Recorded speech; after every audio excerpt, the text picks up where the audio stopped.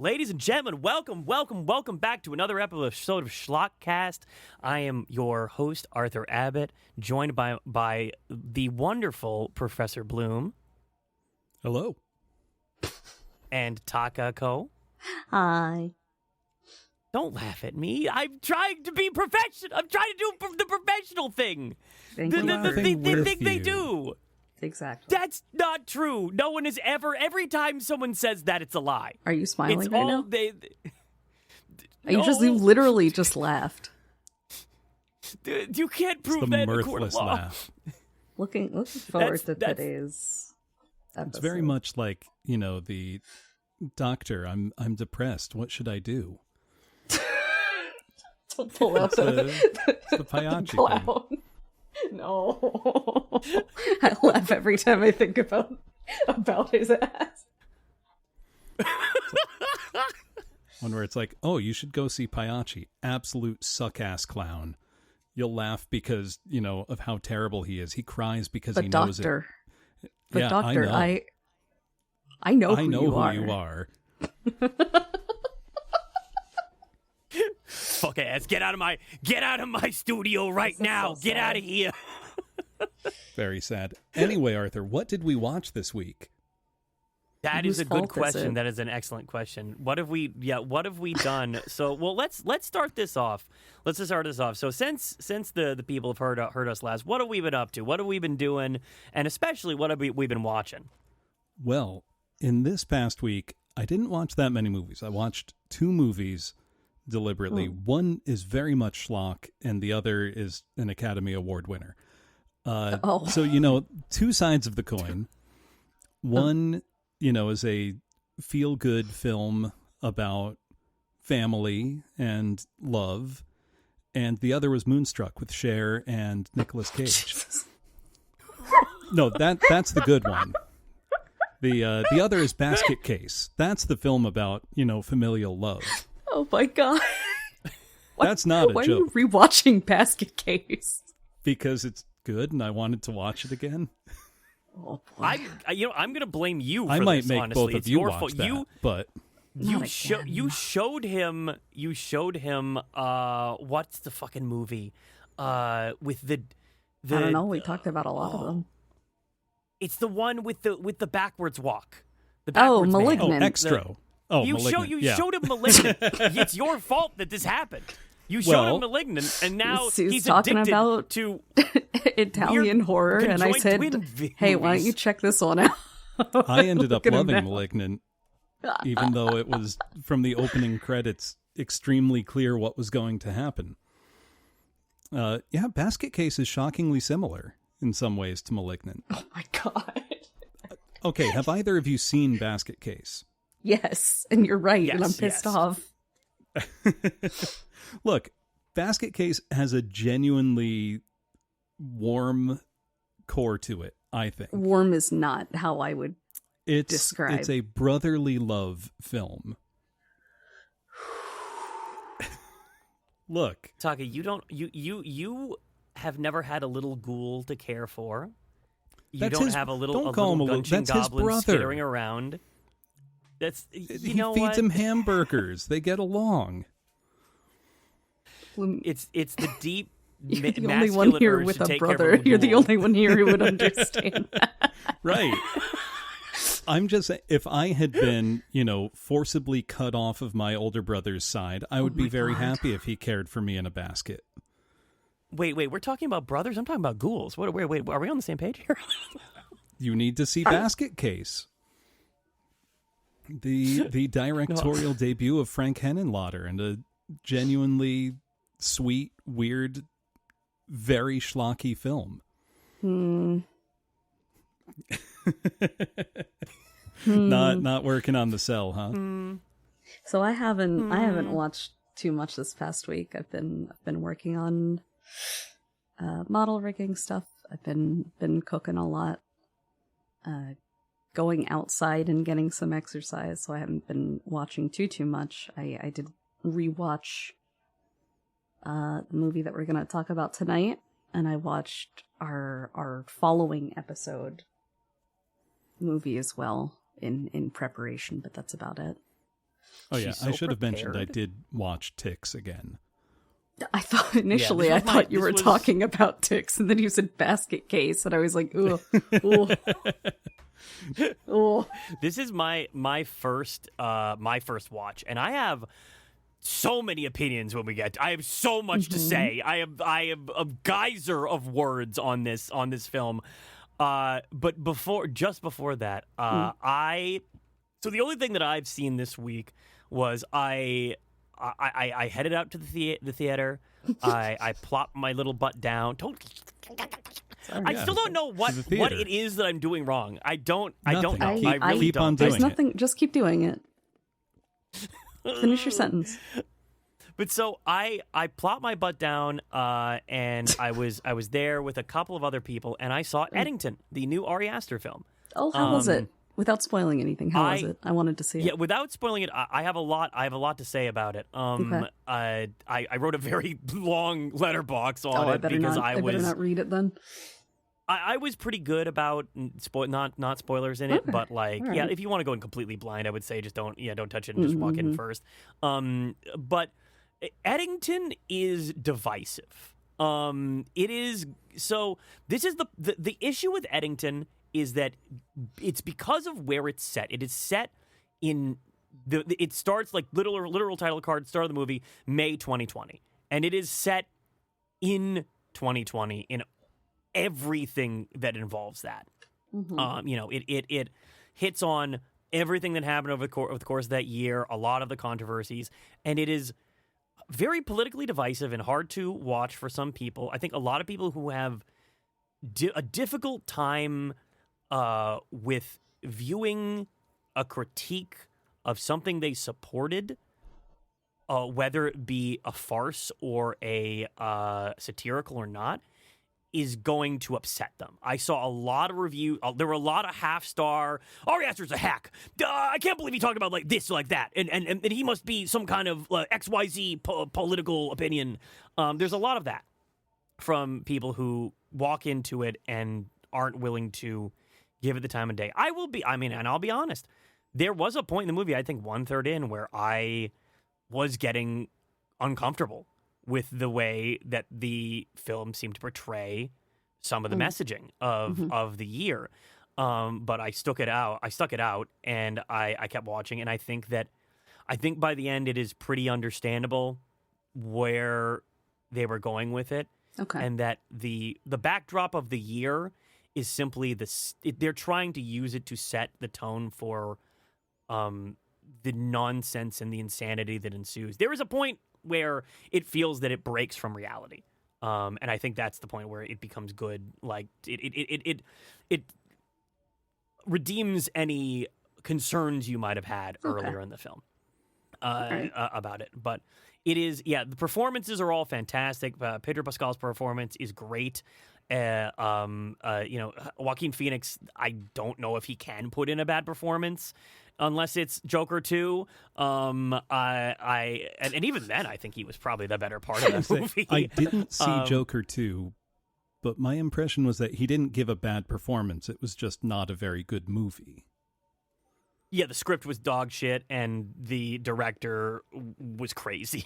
Like, basically, was what happened with Joker 2 was that the director was seethe posting. The entire movie was like a seethe post because he got like really mad at people who want the 1.1% of Joker fans who like didn't get it, who didn't understand like the fucking point of the movie, and he's like, I'm gonna fucking get you. I'm gonna fucking get you.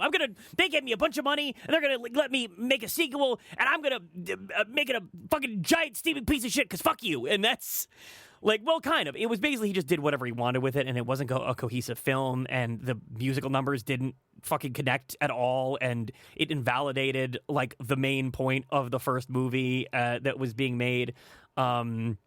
And just all because he was really pissed off that a very small percentage of people didn't get it. Like, it was so petty. So you're saying he got one guide and made a whole movie about it. He got super one-guy. He got incredibly one-guyed.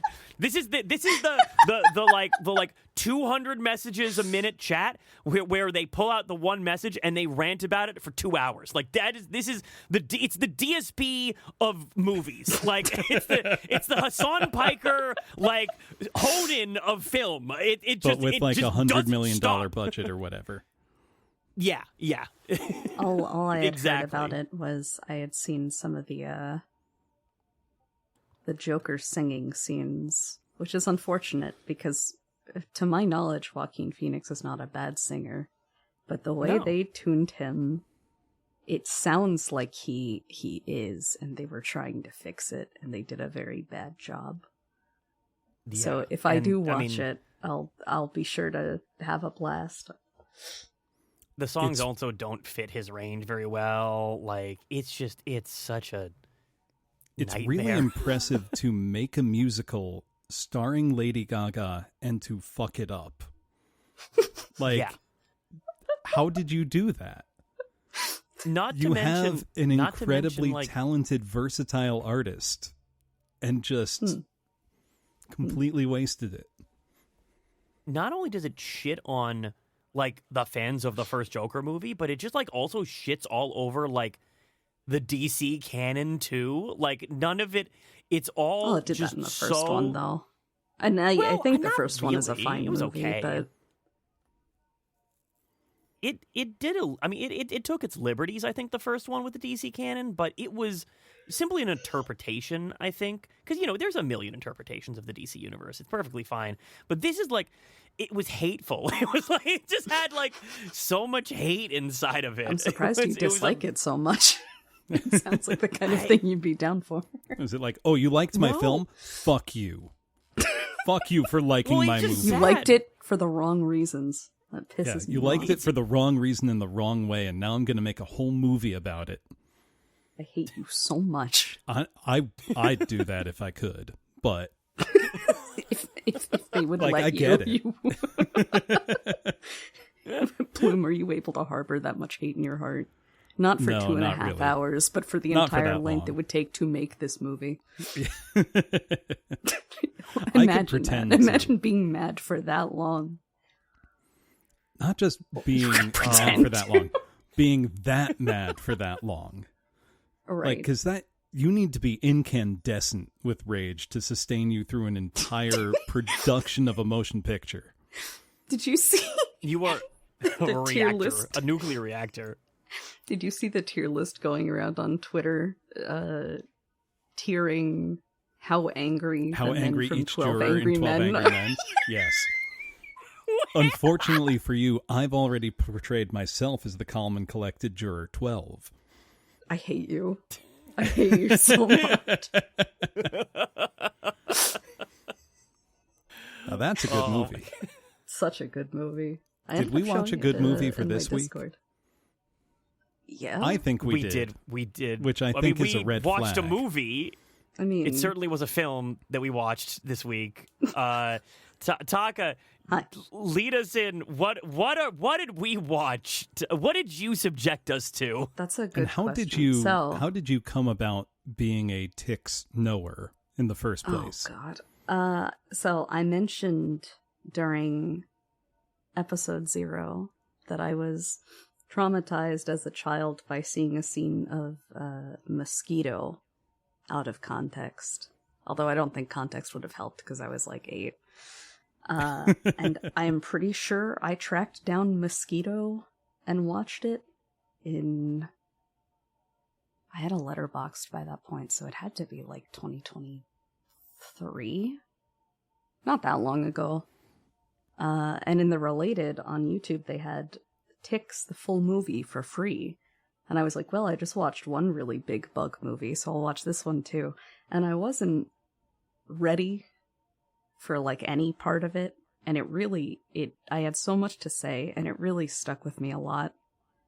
And now I'm inflicting that upon you. And I'm thrilled. I think infliction is a very good word for this. It really felt like I was being injected with like poison on my death. Like they have me strapped to the chair and I'm feeling like the cold rush of death as a little more juice is pumped into me. Did you imagine me laughing at you the entire Ticks time? suck the juice out, not put it back in. He's right. True. Well, we can talk about how tick-like the ticks are, but that's a different story. The director of this movie, first of all, it's one of those movies that you know is good because A, I was informed before we started recording that it was direct-to-video, and B, a lot of direct-to-video movies have like multiple titles that they just use interchangeably. Ticks is also called Infested. And it was directed by Tony Randall. And Bloom, you wanted to talk about what else he's done. So I know Tony Randall mostly for Hellraiser 2, Hellbound. Very good also movie. known as the only good Hellraiser sequel.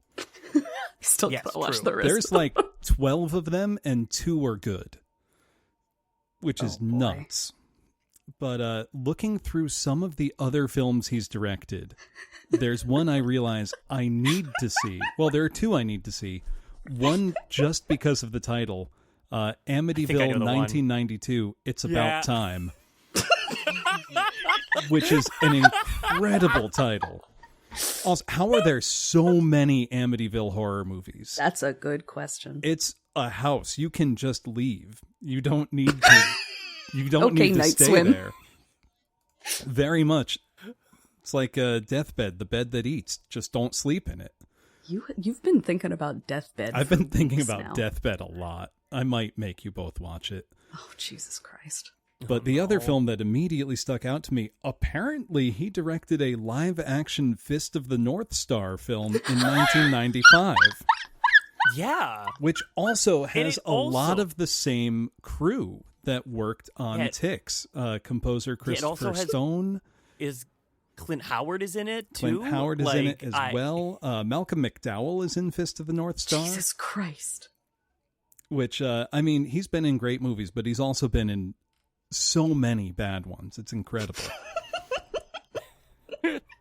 He plays a character named Duken, apparently. So that's Malcolm McDowell. Yeah. And Clint Howard plays Stalin. I mostly know Fist of the North Star. I mostly know Malcolm McDowell from his famed role as a British guy in Smiling Friends. I thought you were going to say, a Clockwork Orange. He is like indeed a normal also person. a British guy. He is Alex. And you were like a British guy. And I'm like, oh, yeah, a Clockwork Orange. No, Smiling Friends. No. Yeah. According to Wikipedia, which is a reliable source, Malcolm McDowell filmed all of his scenes as Duken in just 1 day's worth of shooting. I completely believe. Anytime you see a big name attached to a B movie, you're like, okay, they had them on set for 1 day. They're going to shoot a ton of insert shots. You won't see them interact with too many other people because they're not on set with them. He's sitting down the whole time. No, that would be if it's, Cameron Mitchell. He's not getting out of that chair. I think we should talk about the cast of Ticks a little bit, though, because it's got some pretty big-name actors in there. A couple of them. Sure. And main protagonist. Yeah. Seth Green. Seth Green. Who looks about 12 years old. He looks really, really lost the whole time. He looks so lost. I think he was only like 18 or 19 when they were filming. He's quite young. Playing a teenager. Wow. Most of the cast are supposed to be like troubled inner city youths. Yes. And supposed to be is doing a lot of carry weight on that one. I was going to say because, Alfonso Ribeiro, Carlton himself, is one of the main characters. And he's just a grown man. I'm so excited to talk about him. He's just a man. Calling him just a grown man doesn't do it justice. You need listen.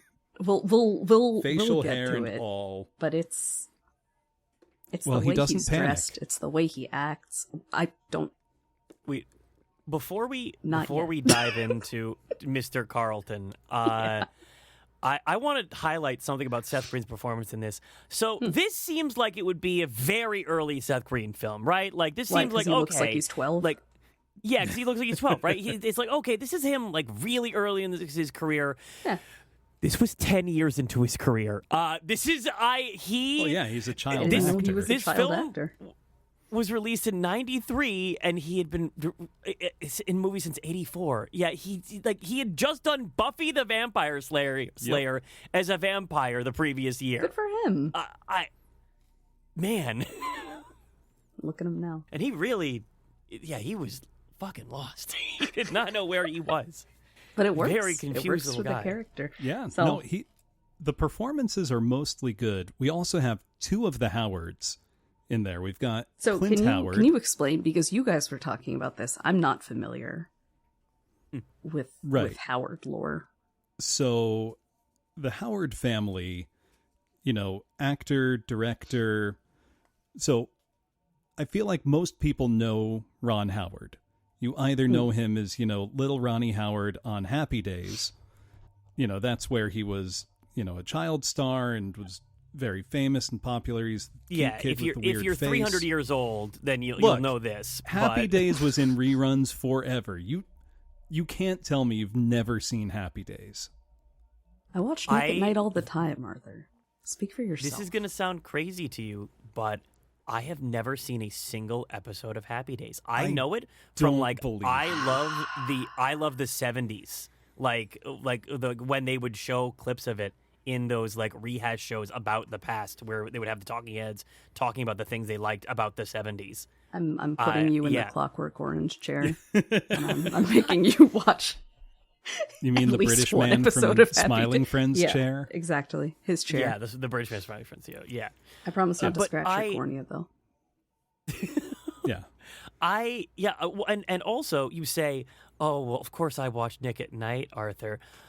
We did go over this last time. This is something. You didn't have something TV that beyond the basic channels.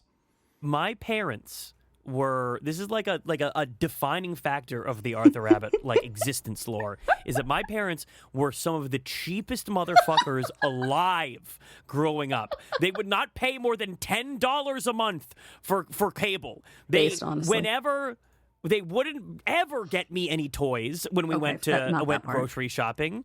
Every Christmas I would never get anything that I asked for. I would get like a 1/10 cost facsimile of what it was that I asked for. Up until maybe in my teen years. In my teen years, I think they finally broke and started actually getting me video games and things. But it was like Mommy, Daddy, I would like 80 Walker, and then I get like Darth Maul on a speeder, which is close, I guess. But it was rough, and I don't think I had cable until I was like 15. I apologize for flexing my Nick at Night privilege. Did not mean to. Right, but I mean, to imply that everybody you got to watch Aggro Crag and Escape from the Temple, or what it was called, and I didn't. No, that's Guts. Nick Guts. That wasn't Nick at Night. That was just Nickelodeon. Also, I would. You mean Legend of the Hidden Temple? No, yes, that's the one. Legend of the Hidden Temple and Guts were different. I guarantee Guts is the one with the aggro that's what he was talking about. Oh. I didn't see Guts. I would do unspeakable things right now to get to climb the aggro crag. I don't care that I'll dislocate my knee. I want to so badly. Let this man swim in the slime pit. I guarantee. Please. If you ask anybody, between the age of 36 and 44, do you want to go climb the aggro crag right now? They will drop what they are doing.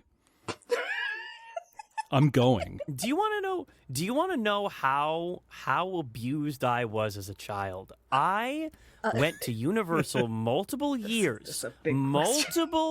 Multiple years I went to Universal, and we would walk past the Nickelodeon set where they filmed the shows, where they dropped the glop on people, where they dropped the slime. The glop. And not once did I ever get to go to any of the tapings. Apparently the tapings were quite traumatic for everyone involved. Maybe I want to be traumatized. They'd just be filming for like 12 hours a day. They'd just grab Jesus. random kids from the park and be like, here, kid, go in Legends of the Hidden Temple. Oh my God. We're going to have a strange man jump out at you and scream. It'll make great TV. Put together this monkey, you dipshit. Jesus Christ. As a kid, I would get so mad watching them in the Shrine of the Silver Monkey. When they would fuck up putting There's three the parts together. One is the head. That goes on top. One's the base. If I was there, that goes on the bottom. Mark Wahlberg voice. If I was there, it wouldn't have gone Would have down gone like down that. differently. Yep. This is all to say that Ron Howard, besides, being Richie Cunningham on Happy Days, has now gone on to be a very successful film director. He's done everything. You know him. His daughter, Bryce Dallas Howard, is also a successful actress and director. They're part of a whole some large family of actors. Ron Howard movies. The Da Vinci Code, A Beautiful Mind. Don't call it the Grinch featuring Jim Carrey. Boo. American Graffiti. Are you booing? Wait, are you booing Jim Carrey Grinch I right am. now? I watch the animated Grinch every year. I'm biased. I am a live action Grinch hater, but You are both evil. I need to exorcise the devil out of this podcast because this is fucked up. That is an literally enjoyable invited movie. us. It's a fun movie. You brought it's us a on. good He time. invited us You for an can't fire intervention. me. I quit. Also, leaving out, his probably best movies like Apollo 13 or, Cinderella Man, and instead saying How the Grinch Stole Christmas with Jim Carrey. Do you hate Ron Howard? Or Arrested Development. The whole show. Ron has a brother, Clint, who is in dozens of, cheap B movies such as Ticks. But their father was also an actor for years and years, character actor mostly, Rance Howard, who, wasn't like a huge star, but he was in a lot of movies for a very long time. Talking decades and decades. They're both in Ticks. Clint plays the insane weed, trying to grow weed better with steroids guy. Or some kind of, not steroid. What did they call it? It might have been. No, it was steroids. No, it is. Yeah, it was illegal steroids. Right. Yeah. I don't Ticks think is the a- producers A of Ticks, motif of this movie. We should don't bluntly know say that how- Ticks is a weed movie. It is a weed movie. They're never normal about it. They always say like marijuana or, with an H. It even shows up spelled with an H on a poster in the film. Or dope. I missed it. Yeah. Oh my God. In the beginning scene where the, Sir and Jerry are creeping on Melissa, I think it shows up as marijuana there. Oh my It's very God. funny. Do you think this film is how Seth Green started getting into weed for the first time? You think he was like straight-laced, normal kid, and then Ticks is what sent him down the dark path? No way. It's funny to imagine, though. Imagine if I ever get the chance to meet Seth Green, I'll say, so, was Ticks the turning point?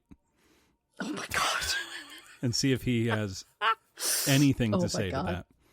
But yeah, Rance Howard is also the sheriff in this. Small role, but okay. We've got a little father-son, combo there. We should perhaps summarize the movie or go we through should the we plot. should get into at least the plot. Right. Yeah, what is the plot of Ticks? The setup. Now, I want to point out for any listeners, I believe we all watched the same version, which is the original direct-to-video, 85 minutes. Apparently, in 2021, movie publishing house Vinegar Syndrome, when they went to do a 4K restoration, found that actually there's 94 minutes of film and 9 minutes had just never been seen on any previous release. I need to know. Now, we didn't watch that, but I imagine those extra 9 minutes would go a really long way in explaining anything about the first 20 minutes of the movie. You felt because you didn't. I want to interject a little bit here because so this was my first viewing of Ticks, and I think I have a particularly schizophrenic description of what we viewed. Okay. Because I was recounting this to a friend before the pod, and it is a fever dream of film. It is okay. So the film starts, and we are panning through a dingy barn with strange machinery. It looks like a Rube Goldberg machine from hell. There's a hamster running in a wheel that's powering a massive generator that is leaking a green glop out of it. There's a green slorp just flying out of this thing into the ground. And then beneath it is a strange pulsating pod. Just a pod, a little goopy pod, and you see as it gets to the goopy pod, there's just marijuana. There's marijuana plants everywhere. The devil's lettuce, the Mary Jane, and then a jazz jump cuts. Cigarette waiting to be jazz rolled. Cigarette, the left-handed cigarette, yeah. And so we jump forward out of nowhere. We're in a parking lot, and a van is pulling up. And little bitty baby boy Seth Green is sitting there with his dad. Tiny. He's so small. He's such a small lad. You gotta remember he's dressed like Jesse Breaking Bad throughout this movie. So he's a really little guy, and then his clothes are huge. Yes, right. That's very a common important theme with most of the characters in this film. I would chalk that up mostly to it being 1993, though. Oh God! It was the style at the time. But so tangentially related, I need you to know how much I coveted Jinko jeans as a kid, which obviously I did not get to have because they are extraordinarily expensive. They're designer jeans. Oh God! You can still buy them. They're huge. They're huge. I've been tempted, but then I look and they're like $200, and I think, you know what? I really don't need to live out my childhood fantasy of being cool that badly. Unless? No. Unless. There's no unless there. All right. Just putting Jinko jeans on your model to finally feel cool. Putting Jinko jeans on your throne. Oh, God. But so, okay. So they're in the parking lot, and the dad is like, "This program will help you, son. I love you. Get out of my car." Right. He under this throws him out. He throws him under this dirty overpass. This dirty, urban crust-infested, empty. There's no one around. He's being abandoned in this parking lot. It's not even like the kind of place you would go to get picked up somewhere. It looks like somewhere like you're. It not is an supposed underpass. To be. Yes. Yeah, it looks like somewhere where you would go to dump your big electronics that you wanted to bring to the dump, but they're going to charge you $5 an item, and you are not about that. Right. It's so where mattresses you're just gonna end up. Yes. Yeah, exactly. And so instantly, as soon as his dad pulls away and is like, "This is going to help you, son. See ya. Bye. I'll see you in a week." The world starts to spin. It starts to get woozy, and he's seeing double vision, and then who appears out of First the of all, blue, out of the thin air? I compared his panic attack to like a 90s skateboarding video type editing. It does have that very that style. Yes. So wait, you're saying 96 Quite Bitter Beings should be playing over he encounters a very suspicious looking man, boy, in sunglasses and a trench coat and fingerless gloves, and I believe does he have a backwards hat as well? I feel like he's got something on his head. He's got black. the whole Monty. And sunglasses at night, in the middle of the day. Yeah. Yes, underneath and an overpass. He's standing by a basketball hoop and I believe he tosses a basketball to Seth Green, and he pulls out a knife, and he says, "If you make this basket, I won't fucking kill you." Yeah. And Seth feeds Green him the rock. Shoots it, yes. And says, if you make it, you live. If you brick, you die. So Seth Green, already having an anxiety attack, shoots the basket and gets it. Doesn't he? And then well, so see, he does. Is the interesting, I want to point out, thing about it this looks is like that Seth Green has never shot a basketball in his life. It does. Every time he throws it up, it immediately cuts to just the rim, so you can watch the ball go in, because they probably showed up on set, and Seth Green was like, I don't know how to shoot a basketball. And they're like, well, just try it anyway. And he just throws he's just pushing it straight forward. It is not him shooting the ball. So he makes it though. Absolutely not. But something that should be noted about it is like having his life threatened brings him out of the panic attack. Like the knife is what brings him back to reality. It's very strange. It's very sobering for him. I mean, I think I would also lock in if I stepped out of the car and was immediately told, make this basketball shot or I'm going to fucking stab you. And we need to point out 5 minutes of the film. We need to point out who this is saying this. We've left that part out. That detail has been left out. Carlton from The Fresh Prince of Bel-Air. It's Alfonso Ribeiro trying to be really tough. But what's his name and what's his behavior, Takako? How's he comport himself? I'll get there. I believe Seth Green makes the basket and throws the basketball back to Carlton, and Carlton tells him, "Okay, do it again." Yeah, I forget what exactly he says, but I wasn't looking, do it again. And is it then that the van pulls up? Nope. No. He makes the second shot. He takes 2 more shots. Oh my god! Well, regardless, this character introduces himself. He reveals that this was a funny prank, and he wasn't actually going to kill him. He says, "They call me Panic, because I never do." So for the rest of the movie, people is that call how him nicknames Panic. work? Apparently. Except one character, an older woman, calls him Daryl, which is his real name. Well, but that's Holly, who is played by Rosalind Allen, who I know from what was the TV show? Sequest. Okay. Nobody remembers. That's fine. I'm so sorry. But when I first watched this, I didn't understand what he said. I thought he didn't finish his sentence. So for a good 10 minutes, I kept turning over in my head. They call me Panic because I never do.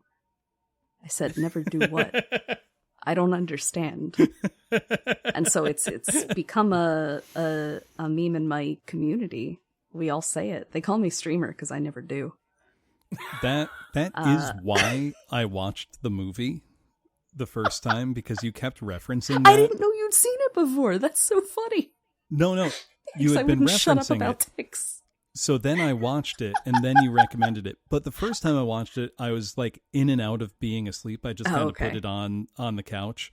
So it was very disorienting, because you'd wake up, from those little micro sleeps, and then something insane would be happening. But so it's all a joke. Carlton's just kind of busting his balls. It's very funny. It's very funny that you were in and out of sleep, and yet you probably had the exact same experience that I had when fully conscious watching this film. It should be noted before we move to the next segment. Is that Seth Green, after the third shot, walks up with full confidence to Panic and says, "You're not going to kill me." That's true. Not only that, he hands him the ball back and says, "Now you make one." Yeah.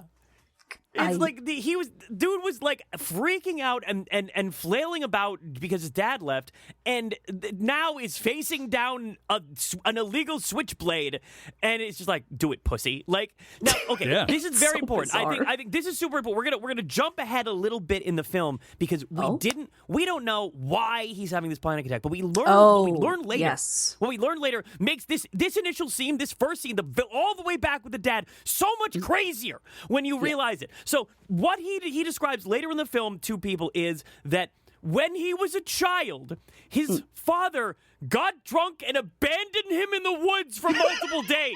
Yep. Where he clung to a tree and screamed for his dad the entire time. To Seth Green's character, Tyler, to his credit, the best thing to do if you are lost in the woods is stay put. No, absolutely. The critique real. is not of his right. No, survival of his instinct trauma was actually shockingly good. Yeah, and so the trauma is that because of that incident, he is afraid of being alone in open spaces. He cannot be alone in open spaces. It reminds him of that trauma. Right. So his father is dropping him off to go to a summer camp for troubled children. Right. For Very inner cool. city youths to commune with nature. And what does he do? And what does he do? So he thinks the fix is to help his son is to send him to a camp with inner city youths who all have some problems and work together and teamwork out in the wild open. And his thought is, all right, son, I'm going to leave you under this overpass. No one's around. I'm the not van gonna is here to stay pick you until up. they pick you up. I'm going to peel out looking disappointed in my life. I got to get to the bar. Like, he's just out of there. Like, it doesn't make any sense. Now, ironically, I think that the way that his anxiety is handled is maybe one of the only good things about this movie. Maybe not the way that it's shot, but the way that he talks about it and explains his condition to a character later is surprisingly real, very grounded. Yeah. I should have taken notes. I did take but notes. the way did you take any notes about that? Because I felt like the way he talks about it is very like grounded. It feels like a real person talking about their anxiety. Very much like how a teenager would talk about it. Like there's the scene where he's in the car on the way to the vet with Charles. Yeah. And he describes this, he gets sick, like to his stomach, he vomits, he couldn't even go to school. And his dad doesn't really believe in doctors, which is why he ended up there. Not surprising because his dad seems terrible. But he says, but, I want to get better. Like he's just describing it very matter-of-factly, but he sounds like a kid. Yeah. He puts in a great performance throughout the film. Like, yes, this is a schlock, low-budget movie, but I'd say the majority of the actors do a great job. Yeah. Yeah. I wish that he had more lines and more of a character. Like, I wish that there was more there. Well, there's a mystery. I was going to say, there's 9 minutes. We gotta know it's what's the in 9 those minutes. 9 That minutes. was where it all was. Much of this probably was explained. The van pulls up. Panic is revealed to not be a threat because Holly, the female, would you say counselor? I guess I'd say social worker more because they're not like going to a summer camp. This is this thing. The two adults here, the two grown-ups in the room, are Holly and Charles, who they seem like basically just non-religion based like youth outreach, right? Helping troubled kids, kind of like a non-for-profit kind of people, right? And it's obvious, even though a lot of the kids are somewhat flippant or boisterous, they all respect Holly, and they all kind of go out of their way to say that at various times.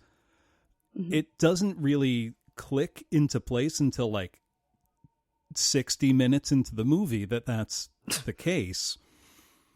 Yeah. But, considering Holly is given somewhere around, let me check, 7 lines in the entire film. It's half very of them are difficult for like, us to... Charles, go check on the kids. Charles and Holly are driving the van. They stop by to pick up the Seth Green and Carlton. Yep. And the other members are... there is a rich girl named Dee Dee. And her I want to... bodybuilder. Her boyfriend. He's just like a jock boyfriend. Yeah. Rome. Who... was it Rome? Okay. Rome. And then there is a girl who doesn't talk. I think it's Kelly. Mm-hmm. Kelly. And she's just kind of in the background for most of it, so I didn't even realize she was meant to be mute. Right. I thought she just didn't have any lines. Until... And it is, hello, man. It is revealed very, very aggressively in a later scene that she is supposed to be mute, very suddenly, but we'll get there. Yeah, we'll get to that. Take them off to the cabins in the woods, but before... there's also Melissa, who is not a troubled youth, but because Charles is her dad, she just has to go along. Ironically, I think she has the worst attitude problem out of all of them. She does. But it is because she is very aware that Charles is seeing Holly. And she doesn't like it. Doesn't like that her dad is dating. So she's got it should also be noted, it's not really explained why Dee Dee and her boyfriend are there. Like, no, they seem pretty self-sufficient, actually. Yeah. The mute girl, there's understandable reason for her to be there. Seth Green makes sense. You know, Carlton is a bit of a bad boy. And then, they're just there to fill stereotypes, maybe? I'm not sure. Like, it really doesn't... They barely fit that, apart from being, like, rich girl and jock-ish boyfriend. Jock boy, yeah. Who mostly seem... They're pretty normal. Pretty well-adjusted. Maybe they're a little spoiled, and so that's why their, parents said, go to the woods for a while. But there was a when they're introduced. I figured it out. I know why they're there. It's they hit an innocent man with their car and killed him, and they're with there. Their BMW. This is their court-appointed affluenza treatment. I mean, they do pull up in a drop-top BMW, and yeah. And, he drives up very aggressively, stops, and he's like, yeah, it stops on a dime. And, Rome gets out, Dee Dee's sunglasses, bonnet, chewing gum, very, she's so... It's in L.A. She's very starlet off-the-shoulder cropped sweater. Right. She's so cool. Like I said, very, very starlet coded, trying to be hip, young LA Hollywood type. Very funny line that stood out to me. Worth mentioning, this being an early 90s film, there's humor that's kind of off color sometimes. Sure. Was Rome says, my girl's dad is so loaded, she bought her the car and then bought me one too, but he said I can have it if I drive back to Mexico in it. And oh my God. Panic and Seth Green both just kind of look at each other. They're like, what is bro saying? And then he's like, what, do I look Mexican to you? And Seth Green just goes like, yeah, kind of. And they just leave it there. But it stood out to me just that's for the interaction, yeah. Well, because it's like a normal sounding teenage interaction. It was very funny. Oh my God. But also, it's one of those things where it's like, can you just make that joke? It's like, I guess. So. It was pretty funny. Listen, it stood out for the time. That remarkably is like flying colors. I mean, yeah. Context is important too, I think. Right. But regardless, and none of the kids have real issues with each other. Like they all mostly get along pretty well. Like, if we're talking about horror movies with a group of troubled teens, this is not like, Friday the 13th among part 5. Among the least troubled. Right. They are remarkably untroubled, except for Tyler, Seth Green's character, who has severe agoraphobia and probably shouldn't be in the woods by himself. The only one who needs this program, the nature of the program, he specifically should not be there. He is specifically afraid of that exact thing. Which is probably why his very old school father sent him there instead of to a psychiatrist. It's called exposure therapy. Rub some dirt in it, literally. Yeah, there you go. They get to the campsite. What? Yeah. Hold on. Everyone rushes out of the van. Two more characters introduced before we get to the campsite. Very important scene. Yes. They stop for gas or something, and immediately Melissa, the teenage daughter of Charles, somebody just walks up behind her and like grabs her hair and kind of sniffs it and says like, "Oh, you're a pretty young thing, aren't you?" And mind you, she's clearly looking at a hillbilly bulletin type board character or something, warning about all the diabolical weed growers in the region. Oh my god. And that's where we're introduced to Sir and Jerry, who are... Was it Sir doing it or Jerry? Sir was doing it, I think. Oh, never mind. It was either Sir or Sir Jerry. is the... Yeah. Sir is the ascot the one wearing who has it together. fop who demands on being called Sir. And Sir, Jerry so the thing is that's his... very strange about Sir, that we haven't noted where this takes place. So this takes place in Northern California. In the woods of Northern California is the location. They leave L.A. Sir, to go to the woods of Northern California. Is a very British man, like, who cannot stop laughing maniacally the entire film. Doesn't he? It's a bit of jumping ahead, but doesn't he lose his British accent at one point? So yes. It wasn't real, but he was very much trying to come off that way. Jerry is like his hillbilly manservant, for a lack of a better way to put it. The Torgo of this film, as it were. Oh, poor Torgo. But it's so while the sniffing is going on, back in the van, Panic and Seth Green, Tyler are just going through people's bags. They're just fucking robbing. Is it both of them, or is it just Carlton? Yeah, it's just Carlton. Well, Carlton's the one robbing, and I mean, I would say that Seth Green is involved because he is. Seth doesn't step in, but he's watching and not about snitching. He's like, so what? You're a thief too? He's like, yeah, man, fuck off. Like, mind your business. And so he picks through the bags, and he picks through the boyfriend's bag and finds steroids immediately.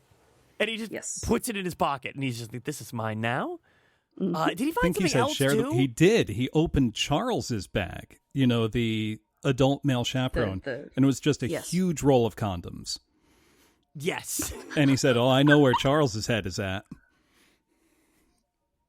It's like, all right, we know that Charles is here not necessarily just because he cares about the welfare of these youths. He wants to bone Holly. Right. Yeah, he's trying to slonk it down stupid style. Is that what the kids say these days? That is what the kids say these days, yes. Oh, Jesus.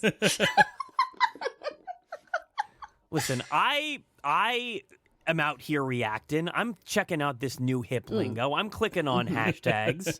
My condolences. I might have seen it. Sorry to hear. What the kids call the TikToks once or twice. Oh God, the ticks. The ticks. The ticks. The ticks. Oh, we should. Carlton also has a pet dog. Yes, Brutus. Him. I forget the name. Oh yes, is it Brutus? Okay, Brutus. Very very cute. So dog. Brutus is along for the ride. It's very cute.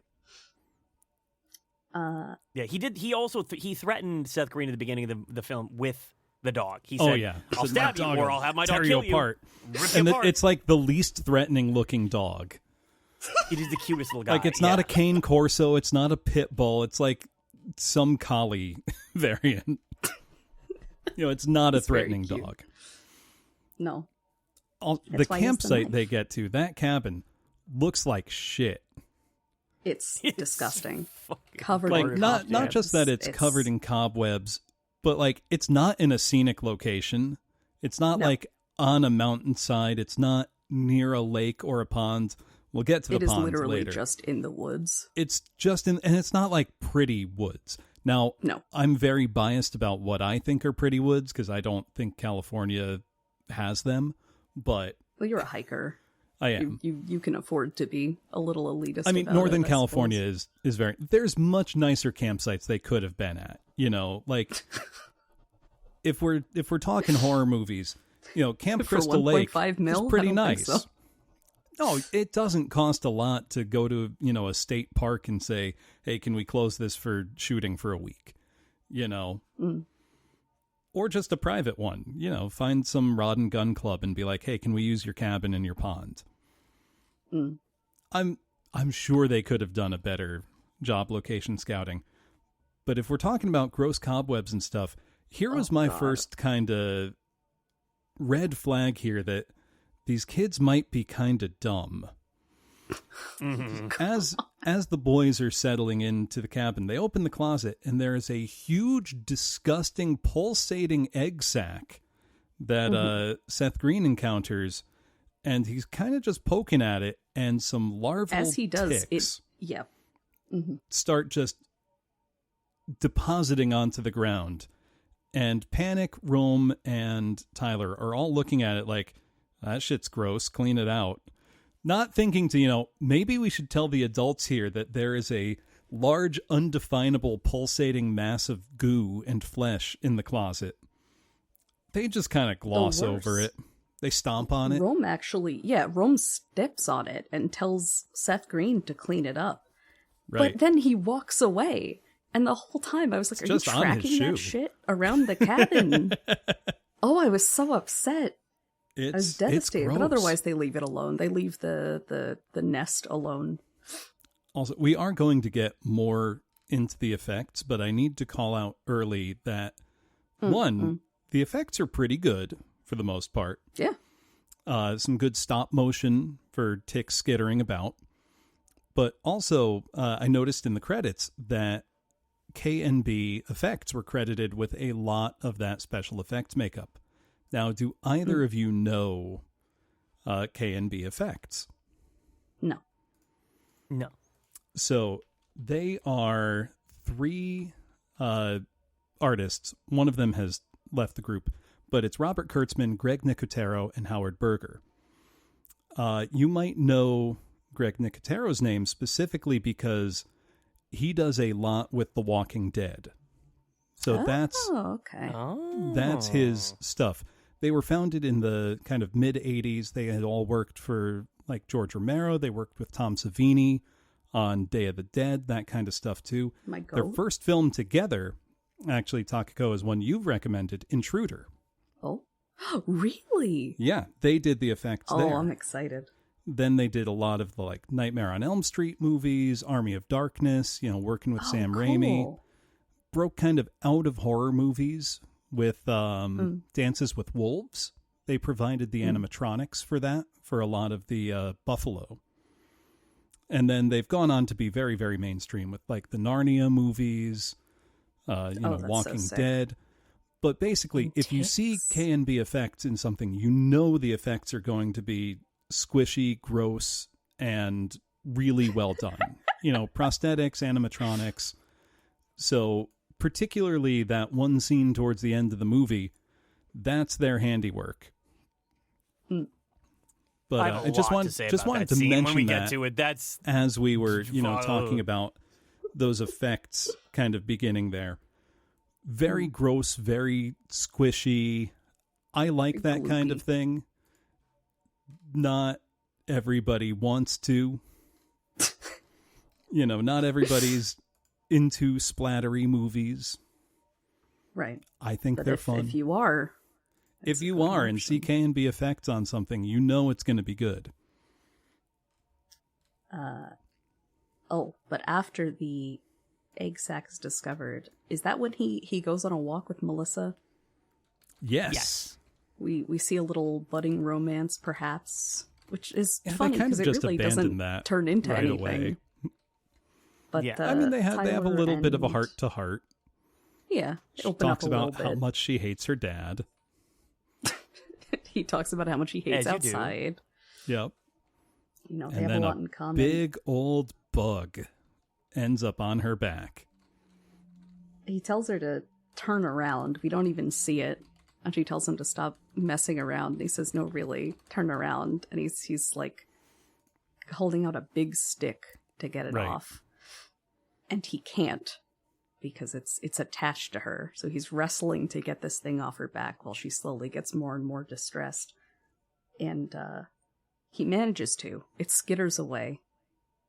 And she's got not only does it skitter away, on her back. It bites the stick and brings it with it when it skitters away. Which is the greatest insult to any man in the woods, to steal their nice stick. You can't steal a man's big stick. It was a pretty good stick, too. It was a good stick. And so they go back, and, they're like, there was something fucking weird in the woods. Like, that was not normal.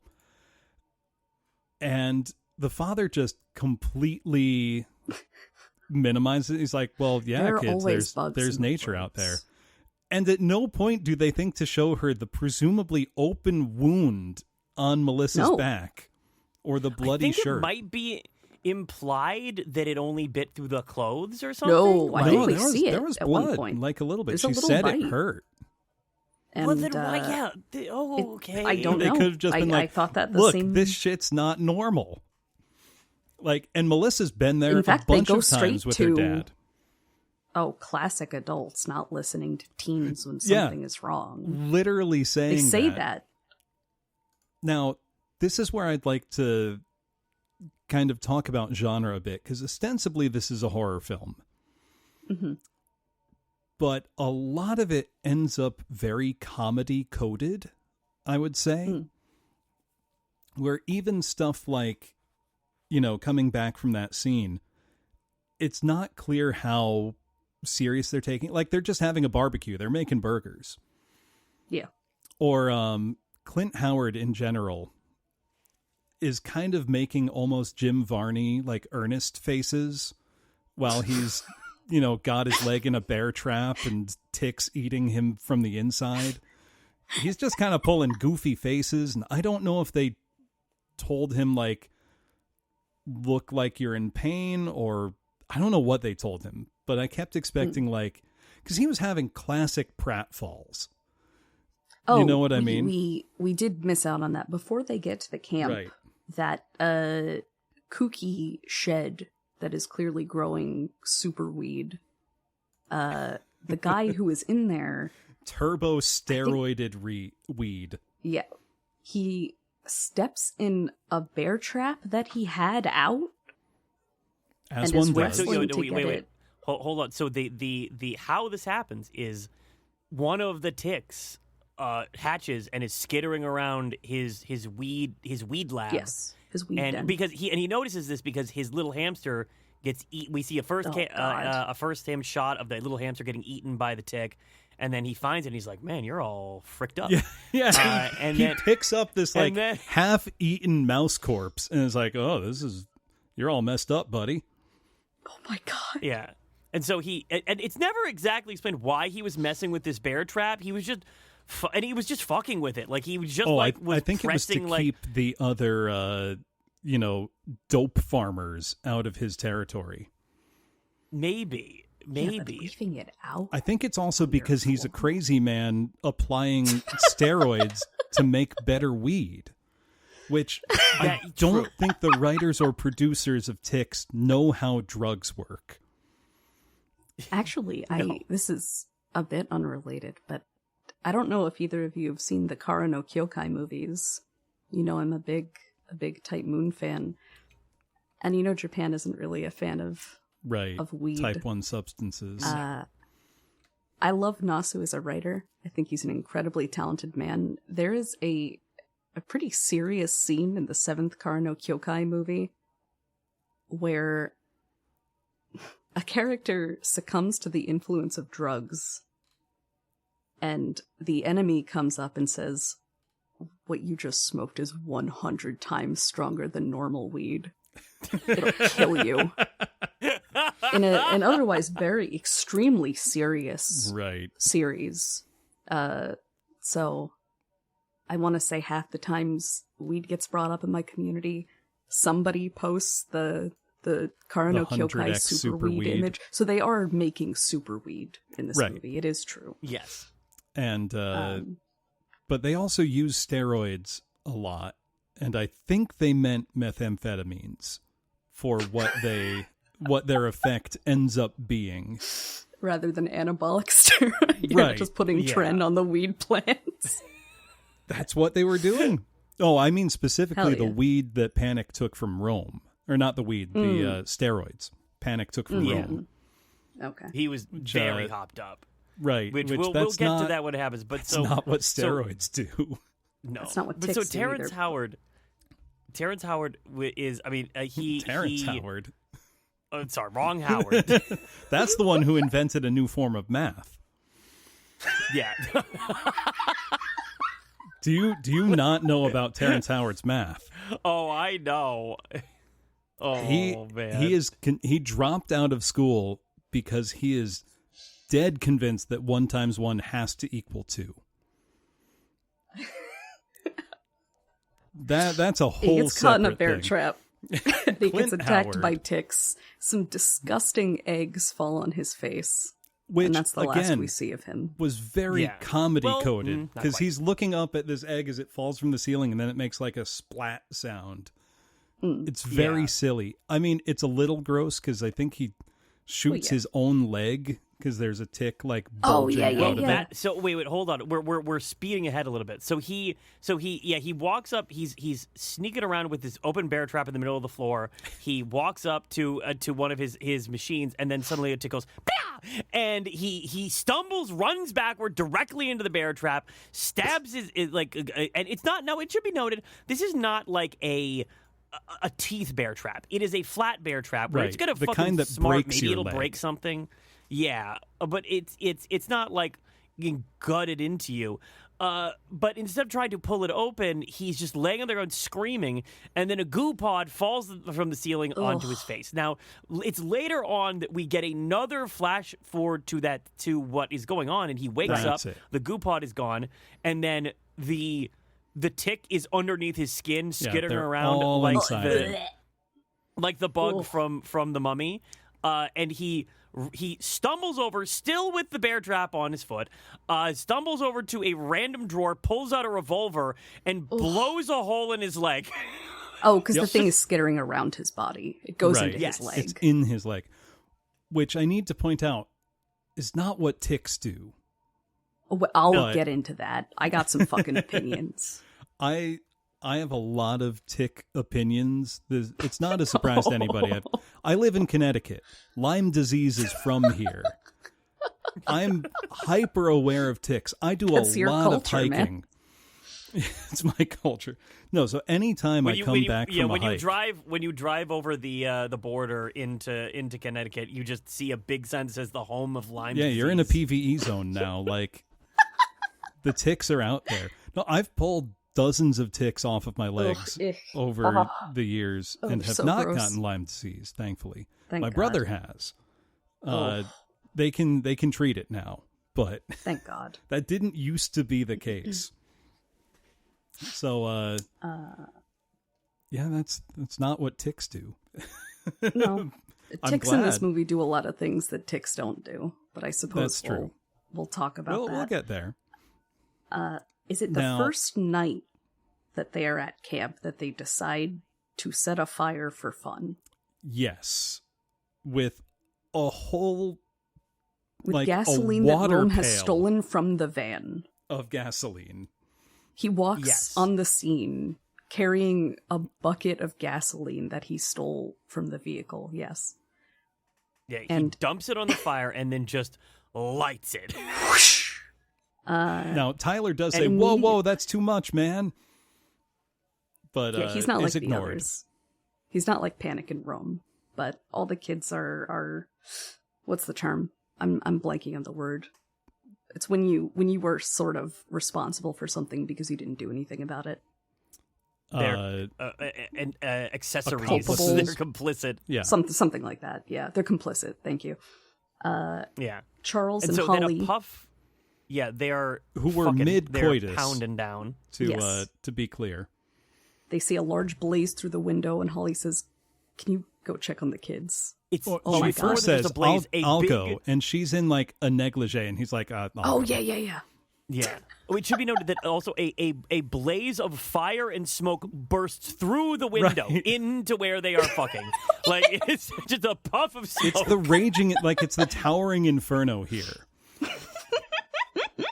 And so he runs out, and now it's just kind of like a really big normal fire. Though it's worth pointing out there were lots of signs, you know, Smokey the Bear type, only you can prevent forest fires. This is a high fire risk, no fire zone these kids area. sure are troubled. And Charles just starts going off on him. He's yelling. And I think it's Carlton who just kind of goes like, what do you want, man? None of us know how to make a campfire. And he's like, are you all stupid? And they're just like, man, we don't know. And he's like, you know, I overreacted. I'll teach you how to make a campfire tomorrow. He says, I'll teach you tomorrow. Yeah. But put it out. But then his daughter he just looks at him it. and is just pissed off. Just, you're she's too furious. busy. You're too busy fucking your girlfriend. And she stomps off, just runs away into the night. So the next day, the next scenes, we start descending into madness at this point. No. Carl, No. Oh? It is that night, I think. Yeah. That poor Brutus. Panic. Carlton realizes that his dog is nowhere to be found. Well, they hear, after realizing that, yes, a blood-curdling, horrible screech from the woods. Mm-hmm. Which did not sound like it came from a dog, but, no, you know. it didn't, and that's why it was tolerable. But then they find poor Brutus. They find Brutus laying on the ground, very clearly a prop, but still, it's not the worst effect. Yeah. And there is something inside this creature trying to get out. And he's kind of flopping around, doesn't recognize Panic. And that's it's a, you know, it's upsetting. Alfonso is not a bad actor. No, not at all. So when this awful scene is over, we see, I think it's Charles and is it Seth? Yeah. Go to meet him, and he's cradling his dead dog in his arms, and he's sobbing, and he just keeps saying he didn't even know who I was. Yeah. Very sad Awful. scene. Yeah. Yeah, a little undercut by the fact that he picked up the corpse that was shivering, shaking, and clearly had a beast inside of it, and just wasn't paying attention to that. But he goes I don't know. If I was a sad teen, I might do it anyway. I don't know what's wrong with it. Right. I just love my dog. Yeah, that's understandable. Yeah, true. But so the next day, for some reason, the ordering here is very strange. The sheriff comes out to look at the dog. Yep. Played by Rance Howard, Clint's father. Yes. And he's like, yeah, it's a dead dog. Yeah. Yep. Yeah. Oh, and does he show up again after that? No, I think that's his only appearance. But oh, he does. Okay. We'll not get there, then. alive. Oh, right. Yes. Okay. He also does ask about, did you see, this local weirdo? Oh, yeah. And this is also when I think Jerry and Sir show up again. Mm-hmm. Just being real weird, warning them about the dope farmers and how they can be pretty, aggressive and territorial. Not foreshadowing Holly, anything at all. I think, who says we're just here to camp. We're not interested. Yeah, they're literally like leave. Be out of your what are you hair. doing? Like, yeah, she clearly gets what's going on. I don't know if the kids do. No, the kids are. One of them oblivious. I know is a little haha weed, but they're not too bothered. I think it was Dee Dee who's like, haha, whatever.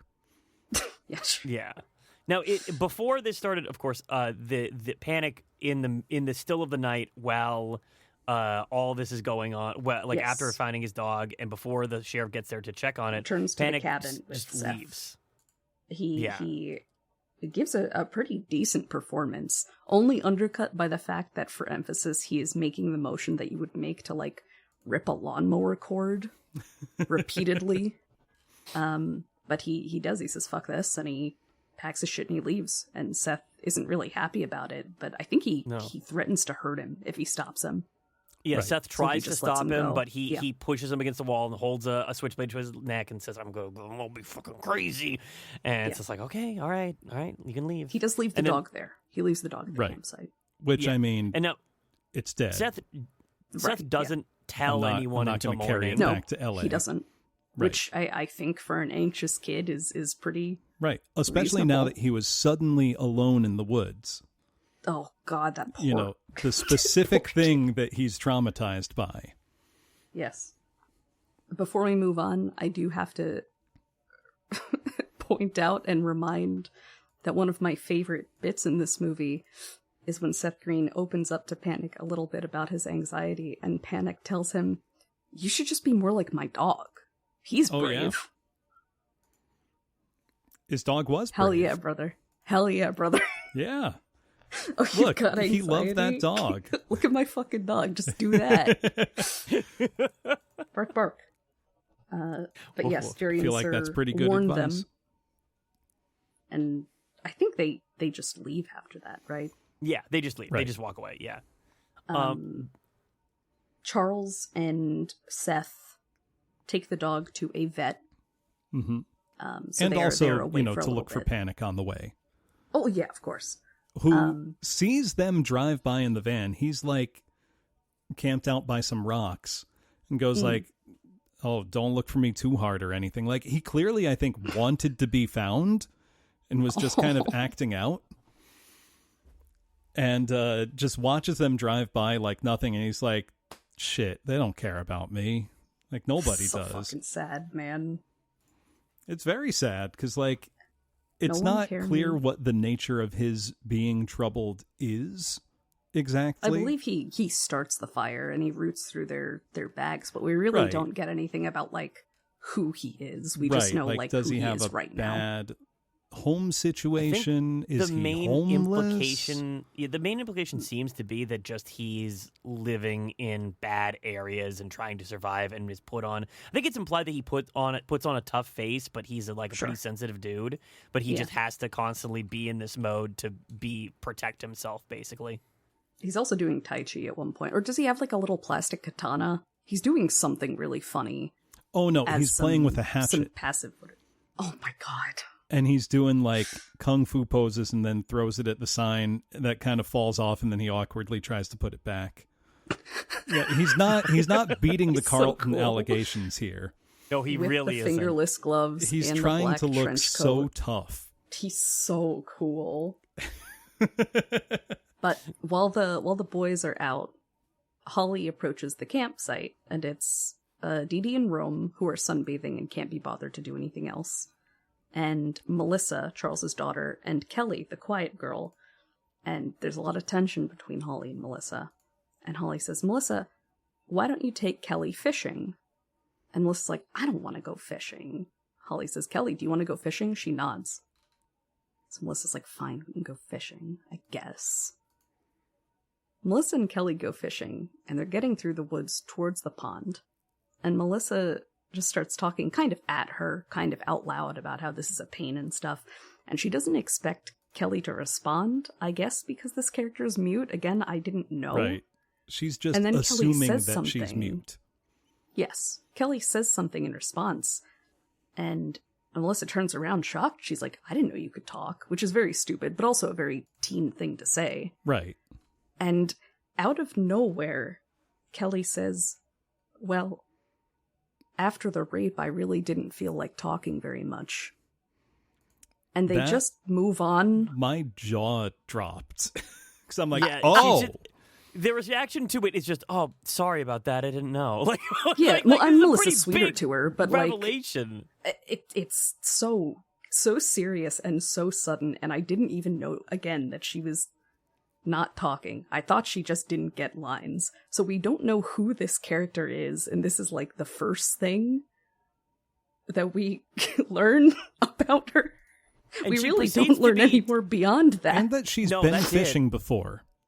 We know Well, that she likes we fishing. know that yes. she likes fishing and she's pretty capable. Like, that's what we learn. Yeah, she's handy. Yeah. Sure. And so they're casting the line. So they get to the place where they're supposed to fish, and it is literally a dirty, Oh, it's so gross. 1 foot deep pond. algae it's green. Yep. It's opaque. Yeah. There's nothing alive in here except for crawfish. Like, and we learned that there's nothing alive in here because they cast the line in. They there's a big one on the line. Yeah, go Kelly in there and casts it get in. it out. And she and tells says, Melissa, go into the pond and get my thing free. You couldn't pay me enough to walk into that pond. Rivers are slimy. I don't like walking in them. That pond? I can't say too much because I have walked further into water to retrieve a fish that I have had hooked on a line before. Yeah, but you didn't tell someone else to do it. No, I did it myself because I'm normal. Well, no, when you're like fly fishing, you're already wading into a river. Oh, yeah. You know, or I've done it in a lake before because there was a really like tough pickerel on the line and I just walked over with a net and picked it up. Mm-hmm. You know, normal things. Mm-hmm. But what did she catch? Well, she catches the sheriff, whose bloated corpse floats right next to Melissa. Then, so a crime has occurred. Right. Oh, and while this is going on, Dee Dee and Rome went to go canoodle in the woods somewhere and find the shack. Well, Dee Dee does. Yes. I believe. Are they playing like hide and seek or something? They were, I think, kind of playing hide and seek. They're like, oh, what if somebody comes back to this, you know, abandoned shack? And Rome's like, I'll just beat up that hillbilly weirdo. Okay, brother. And he's been shirtless most of the film. He's been flexing. Mm-hmm, mm-hmm. But she goes inside. And things get gross. Wait, before this, actually, so it should be, there is a scene we missed. Yeah, the vet. During all of this, the vet scene happens where they get the dog's corpse to the vet, and she's sticking in needles of like, and she's talking about like, oh, it looks like something attacked it, and then she sticks needle in, and it bites off and pulls in the needle, and then she goes to pull another one in there, and then a tick grabs the needle and bursts from the corpse and is skittering around. Yeah. She tries to draw its blood. Right. And the plunger is forcefully pulled back to the bottom. Like, she can't pull it. Yep. Yeah. Something's pulling back. Mm-hmm. And I think she also says, like, your dog ain't got blood. Oh, yeah. I think, does she cut it and nothing comes out? Yeah, right. The first plunger she puts in, but the first initially doesn't have any blood. It's been drained of blood. And then... So the tick bursts and starts skittering with the effects are so good. It is so fast and it looks so real. It is gross. Not the creature itself, but the way that it moves. Right. Looks very like real. Very good effects work. Moving. Yeah. But the scene is almost overtly comedic. The way the tick it runs behind a corner and checks if they're there and hides. It is. It becomes absurd because as soon as the tick is out of the body, the vet is like, quick, put a towel under the door. We gotta get it. So Seth Green like lazily puts a towel under the door, kind of, sorta, and the veterinarian has like the little green fish. The fish tank. Fish tank. Yeah, scooper. Like half the size of the tick. Yeah, and so they're running around, like, trying to find it and doing, like, a cat and mouse Tom and Jerry bit with this tick until it finally is skittering around and going, blah, blah, blah, and the veterinarian squunches it. Just squunches it under her heel. Yep. To which, and even says, like, when in doubt, squish. Yeah. And so they pull the corpse out up, and they're going through it, and she's like, "Yeah, this is like a mutated tick. It's probably got hit by steroids that the weed farmers are using." When she says marijuana, a boom mic visibly floats into scene. I did not notice that. I didn't see that. So hold on, I still have the film the first time. I did not see it this time, so it might have been the one that I watched was cropped differently or something. But I know that it's there. But so I want to find it. While they are boom micing, she starts describing how it looks like this thing has like crazy hallucinogenic. It's Oh, yeah, powered yeah, up. yeah. Oh, yeah, it's like it's numbing LSD. toxin. Yeah, so it'll give you a trip if it bites you. It's got a neurotoxin. She also like rubs the outside of the tick, comes away with green goo on her fingers, sniffs it, and goes, "Oh, it's steroids."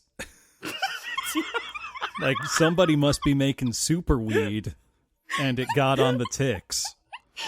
Yeah, severely altered is the phrase she uses to describe it as a tick.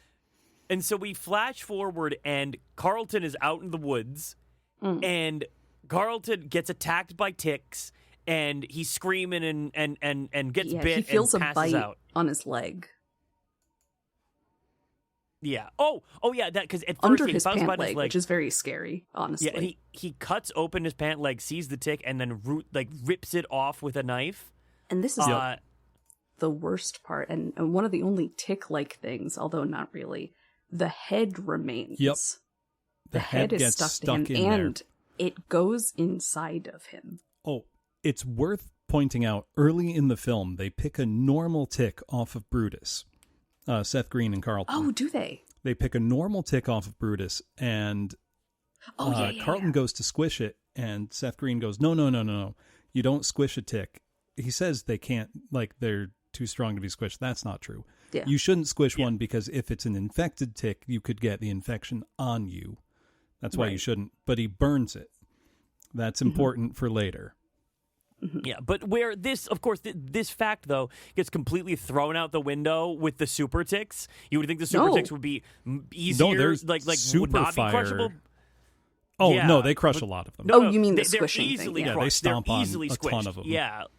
Well, very so gooey. a lot of the ones are, very gross. Yeah, so Carlton passes out, and with the tick head burrowing inside him, and then we flash forward to we are now at the weed room, and Dee Dee is in the weed room. Yes. And what happens in the weed room?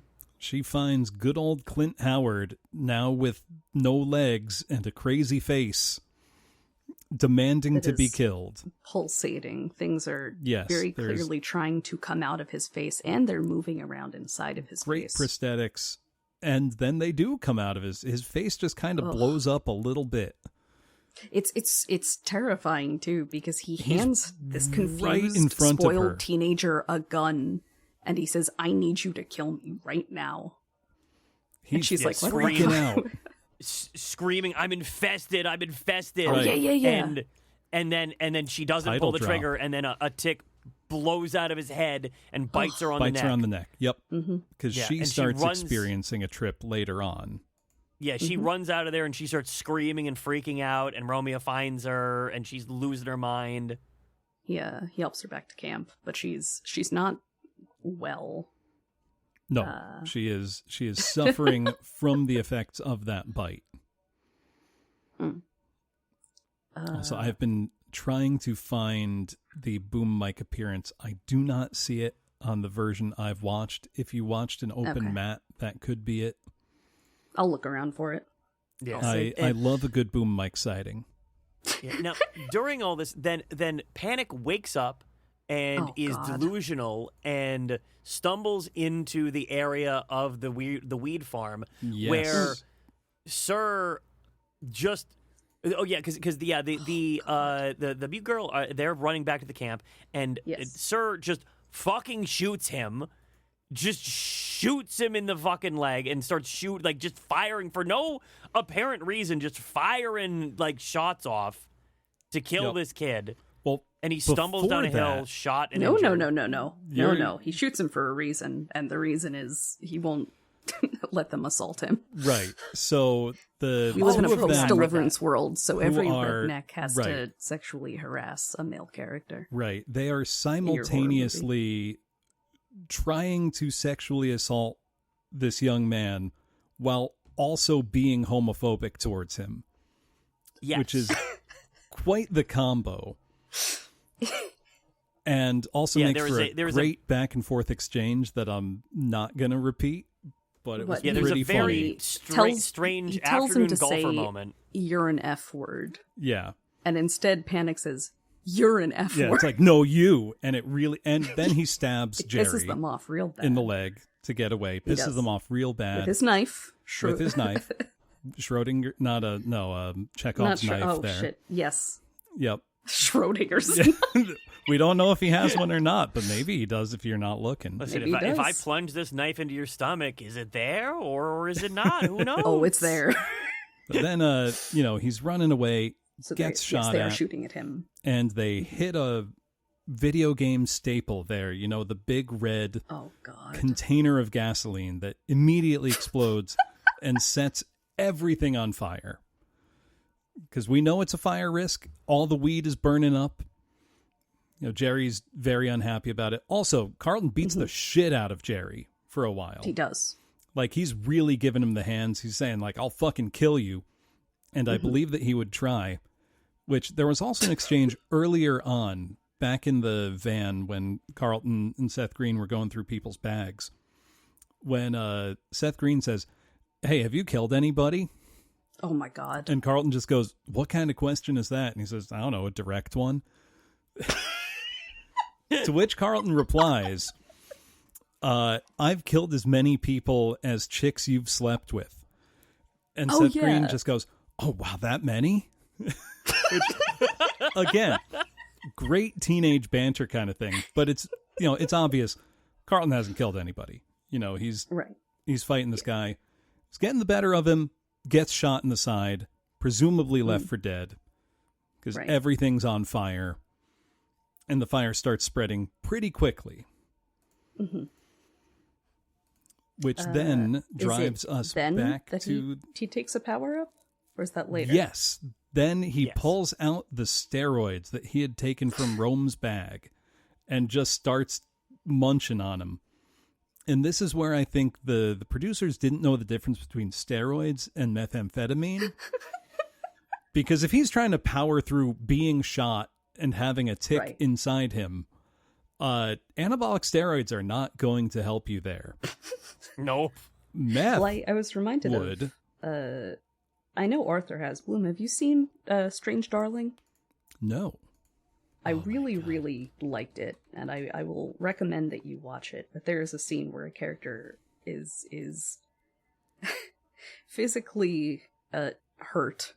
Yes. And when he has to lock in, he does a real messy line of coke before running out to get himself through it. And I think this is what that was supposed to be. That's what they were going for. Really, but I doesn't really work don't like think that. They knew what drugs were.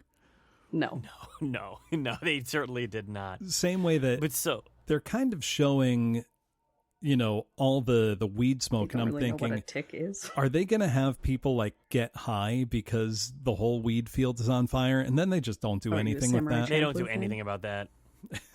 They should have. It's almost like really they don't funny know how if drugs everybody work. was just kind of high by the end. But everyone is rushing back to camp, including Panic at this point. Yes, though we don't he's struggling. know that it takes as him the a audience. while. Yes. Understandably, because he's in a bad way. Yes. Everyone is trying to converge at the campsite, where there is, I believe, one vehicle. Is it the van? Yes, just the van. There's the van. Okay. There's quite a lot of chaos going on there. Yeah, the fire is driving all the ticks towards the cabin. Yep. Everyone is converging. Everyone's running towards it, and most of them get. Dee Dee is hallucinating. By the way, is on the couch. Rome is trying to carry her, and she keeps seeing him as Jarvis, as Clint Howard. Yeah, Jarvis Tanner. She's I think the character's freaking out because he's just got the big nasty facial prosthetics and keeps just screaming, "I'm infested!" over and over.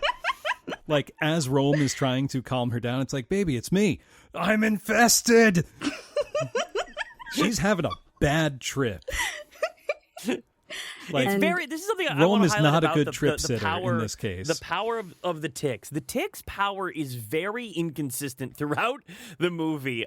Sometimes somebody gets bit and they trip out like crazy style. Mm-hmm. Sometimes they pass out. Sometimes they're totally fine and nothing happens. Sometimes they die instantly, like what happens a little later. And there's a lot that goes on with these ticks. It's really not well organized. It is a mystery. What do they do? It's bad though. I mean, maybe who some knocks at got the more cabin steroids door? than others. None other than Sir and Jerry fleeing from the fire. Mm-hmm. Yeah, they come into the cabin and they're being trying to weird. play nice with everyone. They're being fellow survivors, but they can't be normal because they're evil. Yeah. Immediately try to take charge, force the kids out to the van to, steal it for themselves kind of thing. Yeah, but then suddenly a knock no, initially at the they're door. like, we should all get in the van. At we first. should go. Yeah. But then they pull out their gun. Yeah. Yeah. Well, the gun comes out because there's a knock at the door, and it's Carlton, and he's like, "Let me in!" Yes. Yeah. He's dying. And so wait. Before I should also note that as Sir and Jerry are running in, they are covered in ticks, and they are smashing them, and they're ripping them bit off all of over. Jerry. Yeah, Because Jerry's And just they lousy end up- with them. For a little while, they're just fine. Like nothing happens, right? So then Carlton gets there, and they're like, "Don't open the door, don't let him in," which doesn't. They're like, make it. "What do you mean? What do you mean? Don't let what- him in?" Yeah, They let him and so in. they let him in, and Carlton is having a horrific death scene. He's having a and seizure. He's dying. It's pretty bad. Yeah, And Tyler in his burns a dying tick words, off of him Yes, and notices the bullet wound in his side. he does. As you were saying. Does he? Oh no, I was just gonna say, is it then that he points it out? Yes. yeah. Well, it's actually, I believe it's the girl who points it out. It says he has a bullet wound. What happened to him? And then suddenly, from out of nowhere, Sir pulls a shotgun out of, like, I don't know where he was hiding it in his fucking He was jacket. wearing a trench coat. But a full, He could... yeah, he had a full size shotgun just hidden in there somewhere, and pulls it out and starts pointing it at everybody. Well, no, and someone is like- says it was them. Right. I Also- don't remember if it's yeah. Carlton right before he dies, Carlton or if it's Dee he Dee. points at them and says, "They did me. They did me."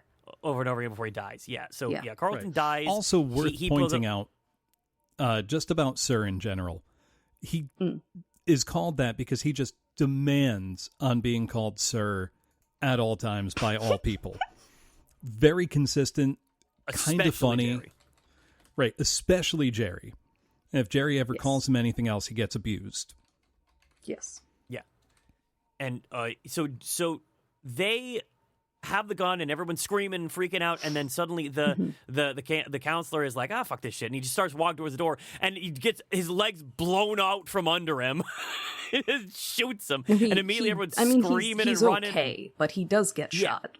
Right. Yeah, they bandage him up, and they're all screaming and running around, and then Sir's like, "We're gonna get the van," and they're like, "We're not sending the kids out there to get the van," and he's like, "Jerry, go get the van," and Jerry's like, "I'm not gonna go out there and get the van," and Sir says, It's like, Go I'm not get going to the get the van. van. Who? He's like, no, sir, I'm not going to go get the van. And you get the impression it's one of the only times Jerry has actually Stood up for argued himself. with Right. Sir. Also, like, they're lovers, right? For sure. Like, they For sure. must be. It's kind of coded that way, but they don't really get into it. I mean, I'd say it's more of like a joke Right. than anything. Or just but like you the definitely token do nod to, get that impression. Deliverance style Yeah. hillbilly abuse. "Yeah." Now, how Yeah. does he get Jerry to go get the van? I forget. Does he just tell him and threaten to shoot I him? think he He just just- tells he him doesn't. and He threatens literally to shoot him. He's like, Okay, just get well, the fucking Jerry, van.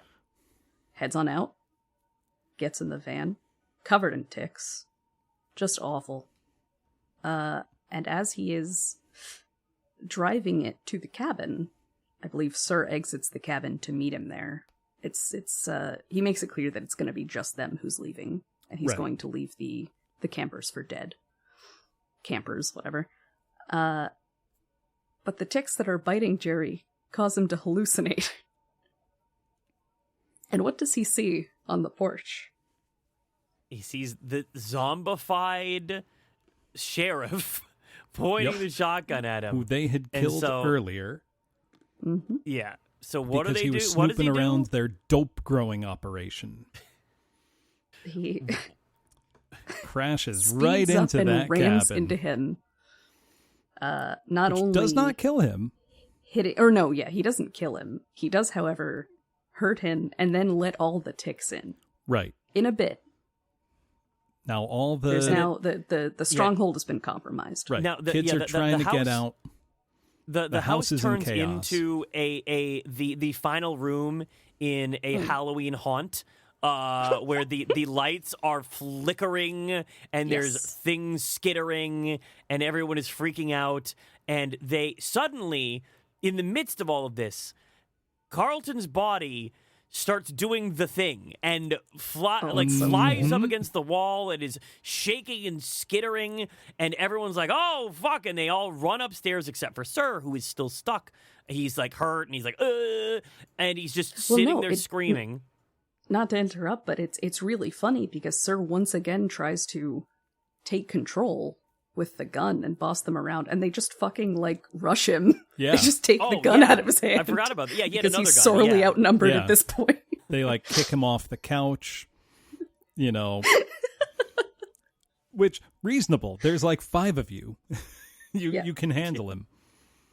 But yeah, then Carlton's body starts transforming in what had to be my favorite scene in the movie.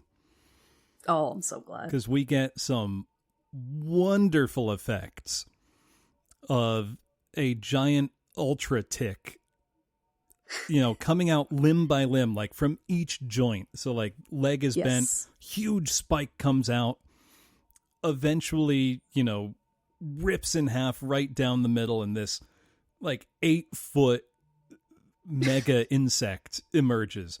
But there's lots of great little insert shots of, each appendage coming out. Very squishy, good mix of prosthetics, some probably stop motion, full body style animatronics. I love this kind of thing. It is incredible, but it makes and for a no low-budget fucking movie. sense at all. Oh, but that's not true. When you think about it for 5 seconds, look, the ticks did too many steroids. Nonsense. How? And then they went in the stomach of Arthur, the guy who did all those steroids. The tick's head was swerving around his body, and you're gonna pick now? Is that no, the that's why. implication, though? Is the Yeah, implication it's because that he took steroids. Yeah. He ate the tick ate the steroids and grew inside of him. But how? Yeah. Yes. For in the time It that was he already died, between the eroided. time he died to when the tick grew, that means that the tick had to have grown to that size from his death, within 5 minutes of him getting to the They're good while he was steroids. dead. It's a big tick. They're good steroids, sir. Yeah, I guess so. Also, I love guess that so. when as this is happening, they're trying to get out of the now nearly on fire cabin. And Yes, Seth Green they is are like, I got to get out of upstairs. here, man. And Rome's like, can you do that? And he's like, yeah, my panic disorder's acting up, man. I got to get out of here. Which it's not his panic disorder, by the way. That's not the issue that he has. It has nothing to do with They call enclosed him back spaces 'cause full he of never people. does. all credit to Carlton. Even in the worst times, he didn't panic. He didn't No, it's true. panic. I can see why He they did call not. him Panic, because he never did. Shut the fuck up. So the main group are upstairs trying to escape from a second story window, or if you're British, what they call the first floor, story, the yeah. ground floor. No, the first second one floor is the would first. be, yeah. The second, yeah. Upstairs. Also, And Sir they've- gets fucked up by that tick. He's devoured. just done. Just eaten. They've jerry-rigged some kind of That was the tire swing that was on the... was it the tire swing? Okay. Yeah, the tree outside. The quiet girl is seen using a tire swing several times. Yep. So they use the tire swing. Seth Green uses it as a swing to get him to the Yep. van. He is holding, I Immediately think, a torch falls. with fire on it. Yep, a broom. Because if they, if they hold fire up to the ticks, they run away. And if if it the ticks touches get them, touched, they they explode. It's great. Really gooey. He does reach the van, Yep, which is... What does he do with Jerry's body?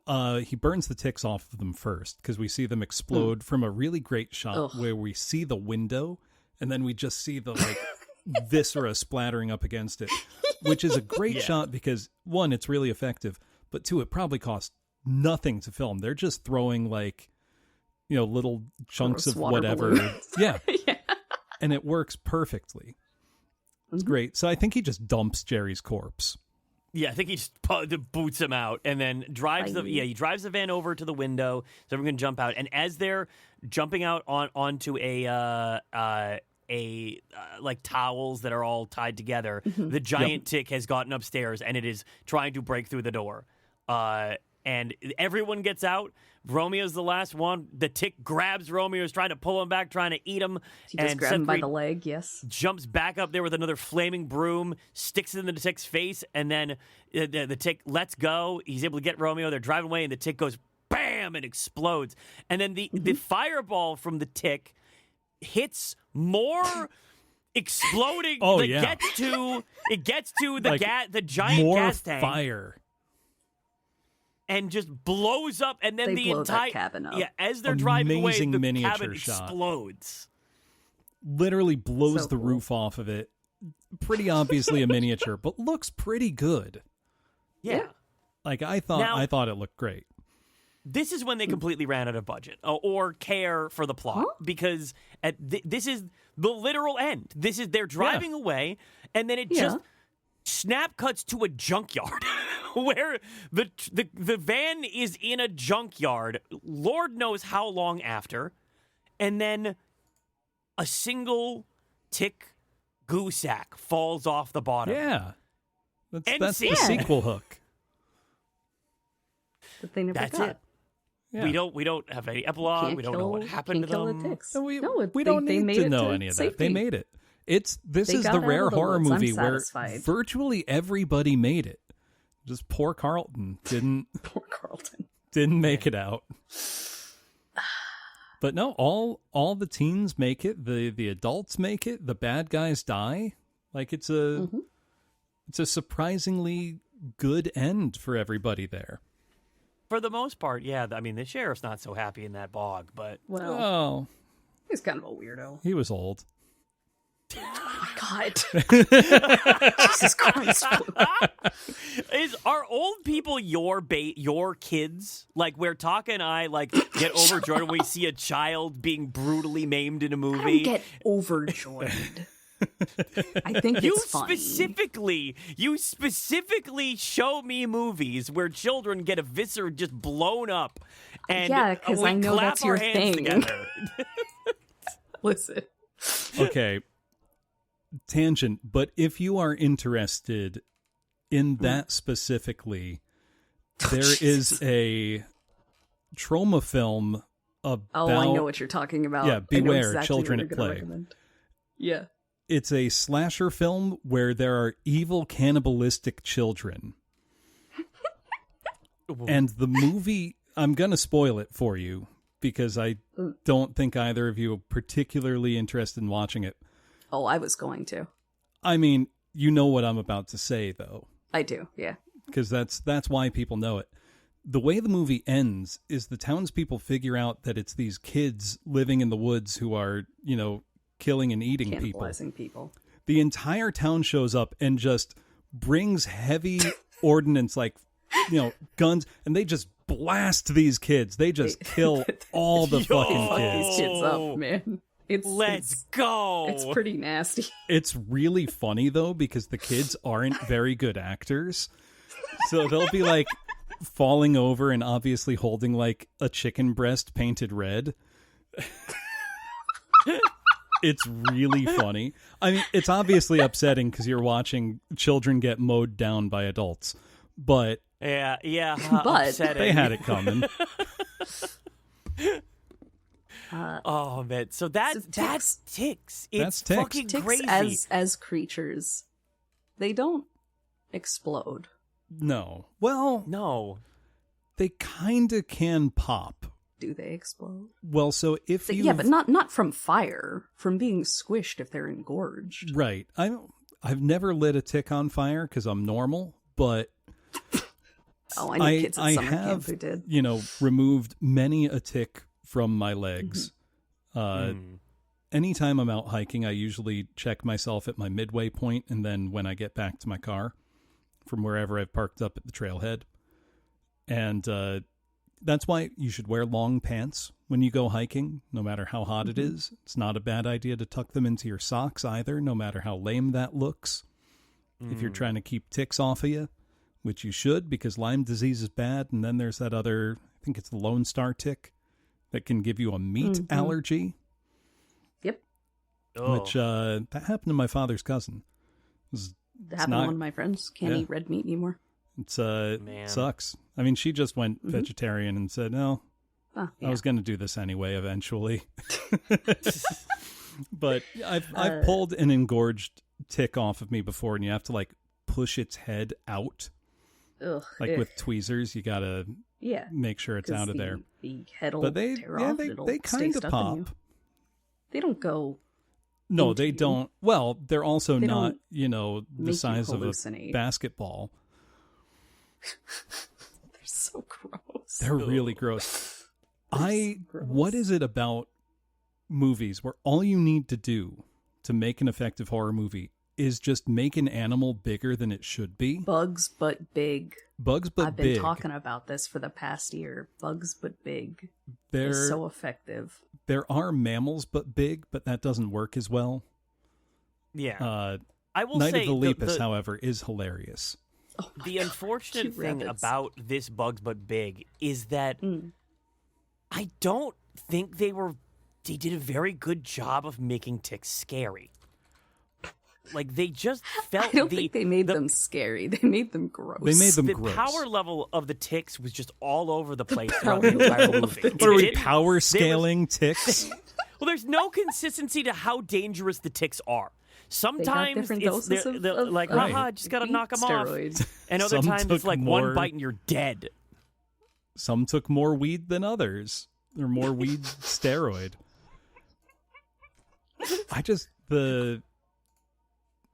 The thing is, I'm not a great test study for horror movies because I very seldom get scared when I'm watching a horror movie. I was mostly just entertained because apart from the very kind of disjointed first 15 minutes, this is a pretty coherent movie overall. You pretty quickly get a sense of who the characters are, what's going on. Again, apart from the beginning, which just...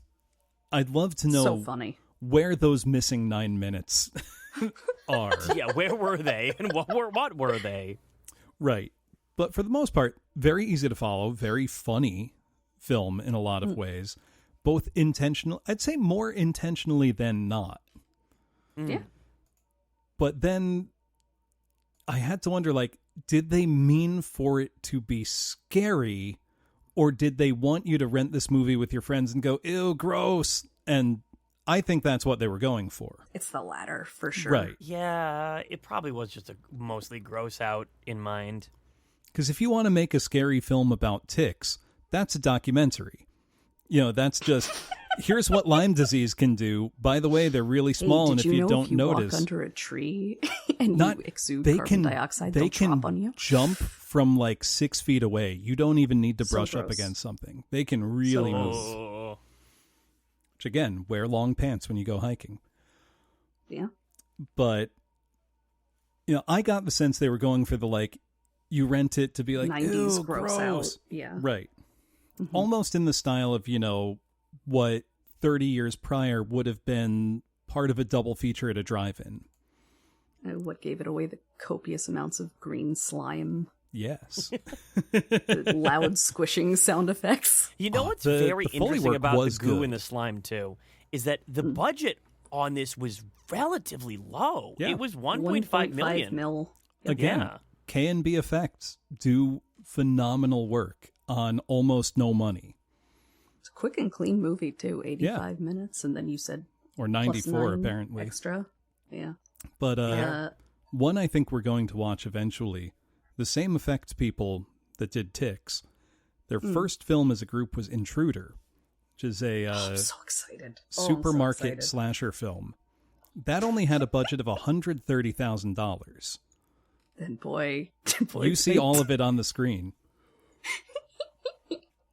No, but quite good effects for very little money. Yeah.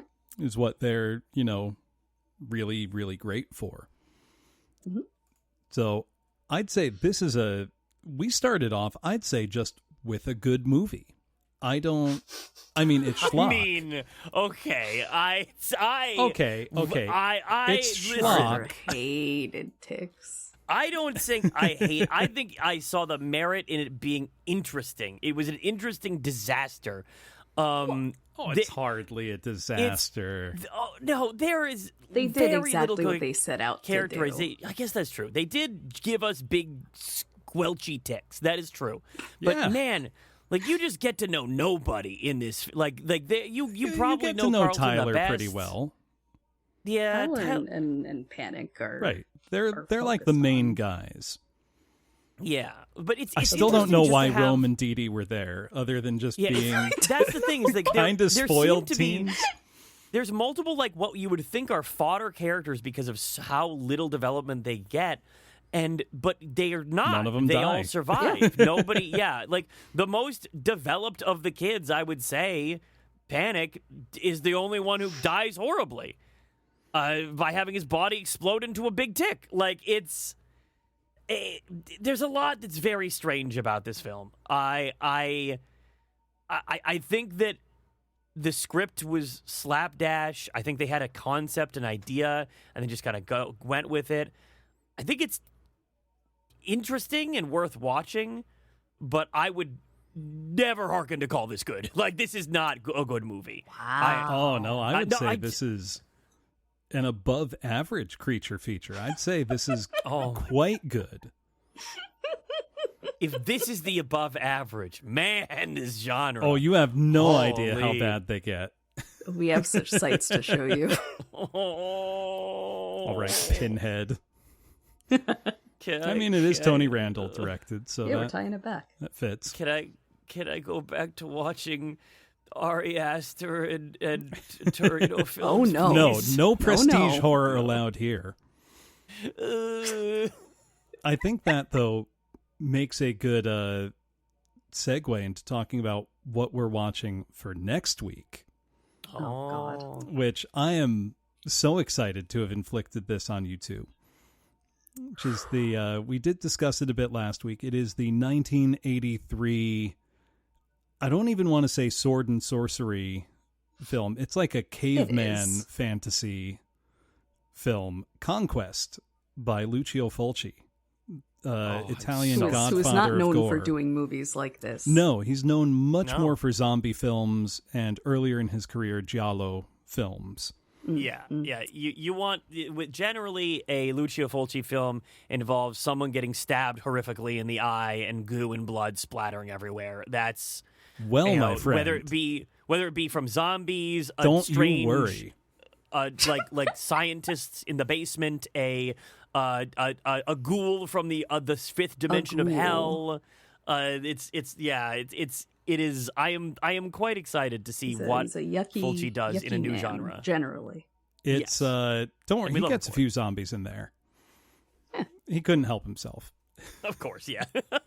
No, it sounds like Fulci. I'm very excited. I would recommend this is a movie to watch with a group of friends. That is where it excels. I think Ticks also would fit that, It would be fun in a group. Right. Yes. I imagine this is it is similar to, things my brother and I used to rent from the video store and watch with friends and be delightfully grossed out by. Which I feel like we don't get that many movies like that now. No. All our horror movies now are either kind of prestige horror where they're very elevated horror. I hate that term so much. I hate that term. It's not good, man. But they're a little too self-serious, maybe. Or it's Hostel, Saw. Yeah, torture porn. Or it's Blumhouse. I think there is a earnest, fourth category. Sincere fun, splattery creature feature, I feel like has kind of disappeared. Yeah. Well, I feel like there is a fourth category now of like films like The Substance and Together are this new, like, they're separating themselves a little bit from that prestige horror genre where they're still very good, but it's still very, it has an edge of comedy, and it's hearkening back to the days of splatter, gore, gross out, I don't know. weird I'd say stuff. it can be. I don't think that like excludes it from. Just because I don't like the term elevated horror doesn't mean I dislike all the movies that are in it. Oh, in that for category. Sure. You know what I mean? I don't like when people, critics especially, use that term as a distinguisher. This is the good kind right. of horror movie. Well, where it's like The Exorcist, arguably the most celebrated horror film of all time, is full of gross out, disgusting, splattery stuff. Vomit and all that. But they're like, oh no, but we take it seriously because this, that, the other thing. What? Just enjoy it. You don't have to. Just want something gross and stupid. You don't have to put something else down to build up something else. And I feel like the term elevated horror does that. Now, if you were tasked with making an elevated horror legacy sequel to Ticks or a remake, oh my God. What's your approach? What's the A24 Ticks look like? The A24 Ticks. Seth Green is on his first day out of an inpatient facility for his severe anxiety. And this is what he has to do as a follow-up. Carlton doesn't die. Charles does. Okay. And he has a heartfelt, teary scene where he apologizes for not being more considerate to his daughter, who forgives him. Is there a gross giant tick monster? Oh, God. There is, but it's CG, and you only see it in one shot where it bears its little fangies at you at the end, and it's dark. Oh. It's all shot. It's shot made in the anti-blue in the dark, and it there's like flashes of light, and there's a lot of shaky cam and screaming. The music is a lot of spaced out strings. Yeah, that's. Oh, that's one I forgot to mention, and it's on my notes here. The score, the musical score in Ticks, does nothing. I didn't even notice it. There was a musical score? Yeah, wait, I thought there was music? There are scenes that feel like they're staged like comedy, where the score is just doing generic horror. And then there are scenes that look like horror, where it's got this like light, bubbly soundtrack. And I don't know if they put the wrong track in the wrong place, or if they just didn't care all that much. But so I'm gonna... a good score is a huge, huge part of an effective horror movie. And I've just looked up the composer. Oh, don't... I was just gonna say, I've got him up. Not only did he do all of Dexter, the TV show, but he also took over from Akira Yamaoka as the main composer of the Silent Hill video game series. What? Until 2015. When was that for?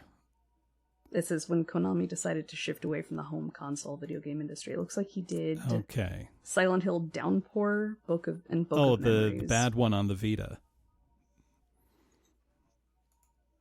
I think is the one that was like the some one that's kind like of an like, action. wasn't it like No. Platform just says PlayStation 3 and Xbox 360.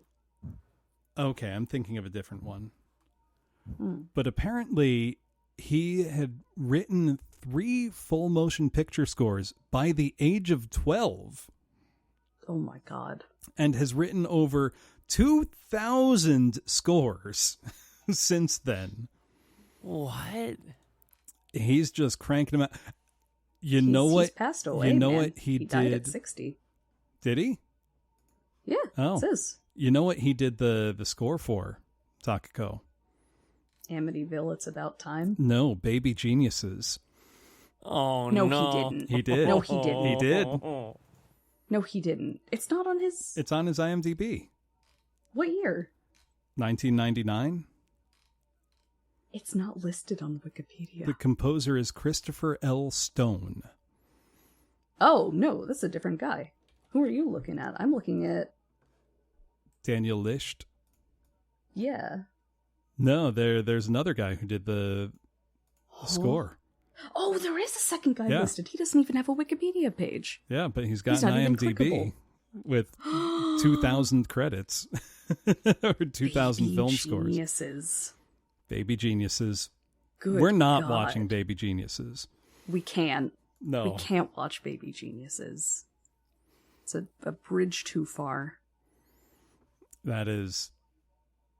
I can't do that. Though Baby Geniuses 2's got that guy from Ghostbusters 2 in it. We're not watching Baby Geniuses 2. I do not want to watch. Listen, even as a child, I watched Super Babies, and it was the worst fucking thing I'd ever seen. I could not stand that movie. Well, so on a scale of, Super Babies to a good film, where do you place Ticks, Arthur? If someone's asking you, Arthur, okay, Ticks, skip, rent, buy, what are you telling them? Oh, God. This is like a... Or, I mean, we do just have the option now, It's watch. like a It doesn't have to Minecraft have movie. a financial... It's like the Minecraft Oh, movie, no. I'd say, where it's like, it's a fun enough time to watch it Wow. once. It's perfectly fine. I'm not going back to it. I'm not That's gonna. like a I'm not gonna scathing be indictment. like think about it a lot. No, Minecraft movie's not that terrible. Like it really isn't. It was. Have either of you seen it? It's like No. fine. It's actually shockingly No. fine. It's a lot less offensive than any of the trailers made it out to be. I have never played Minecraft. Man, Like, not at all. That's okay. I Man. didn't until like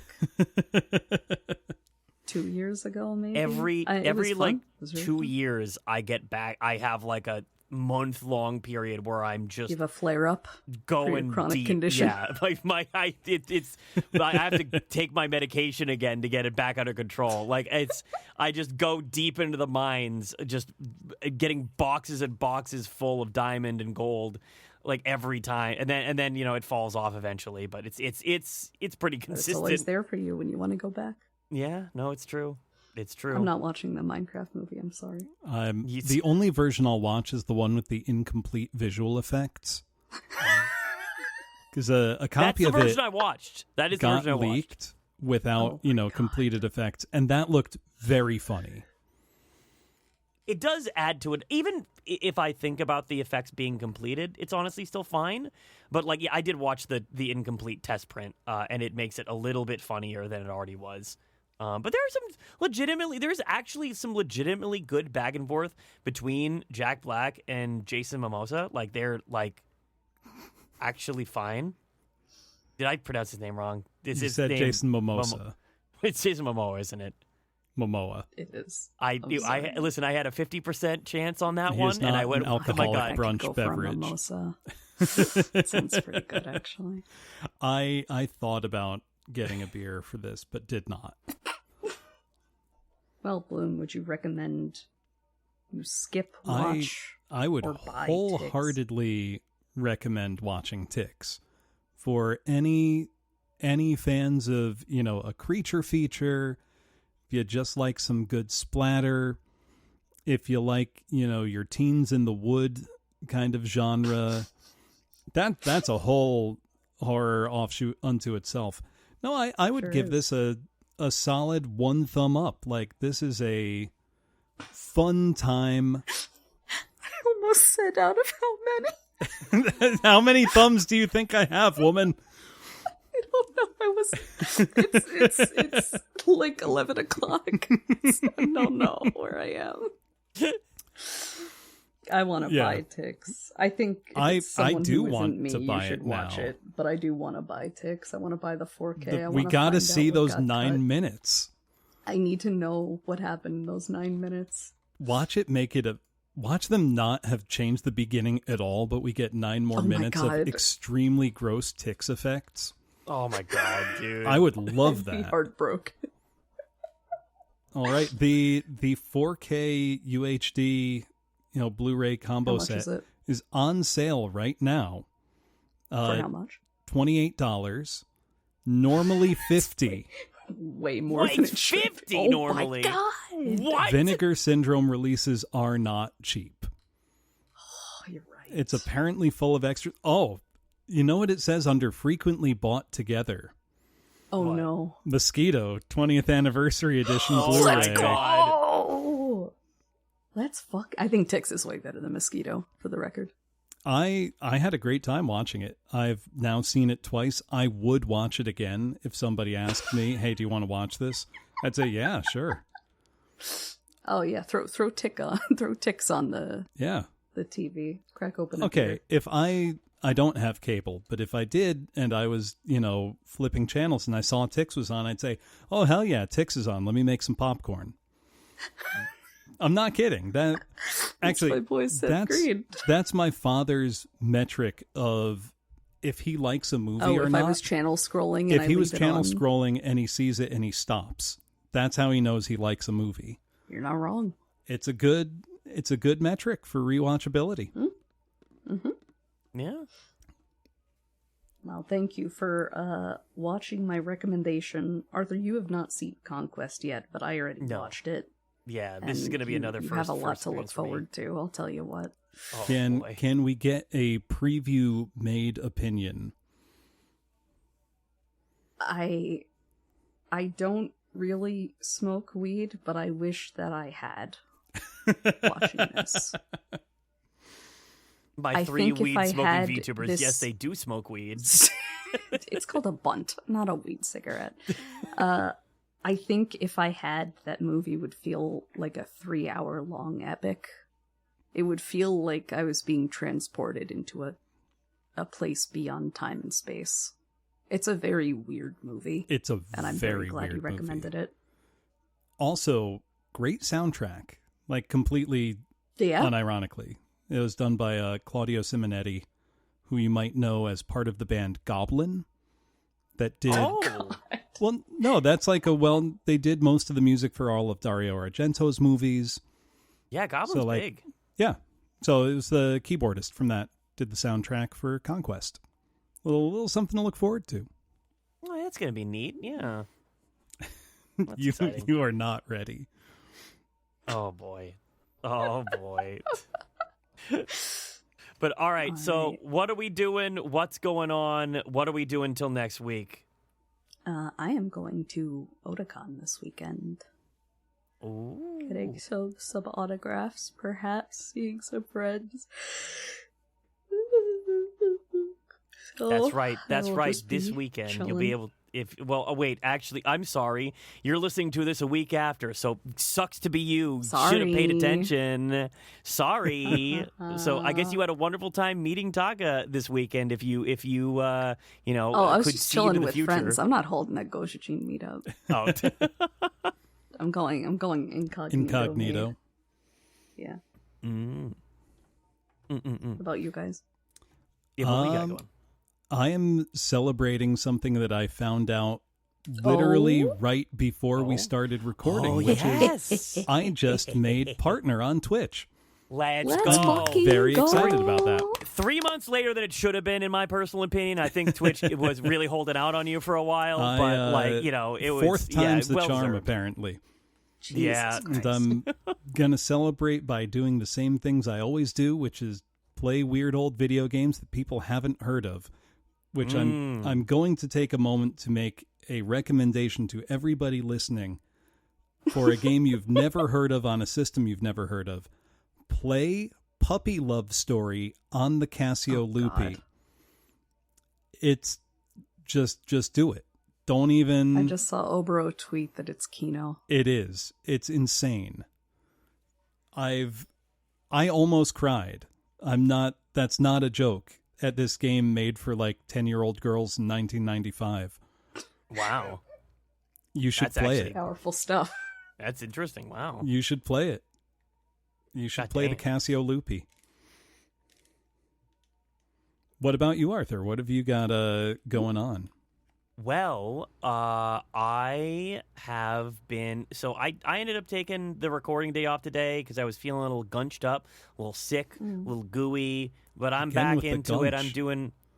I'm doing my thing. I'm He's always grinding grumpy. 5 to 6 days a week of streaming, depending. Cool. You know, like constantly. Like I'm out there reacting. They're talking about the news. I got a lot to talk about tomorrow. Holy, my notes channel is an absolute pile-on from like controversial VTuber figures being permanently banned to a YouTuber beef turned deadly.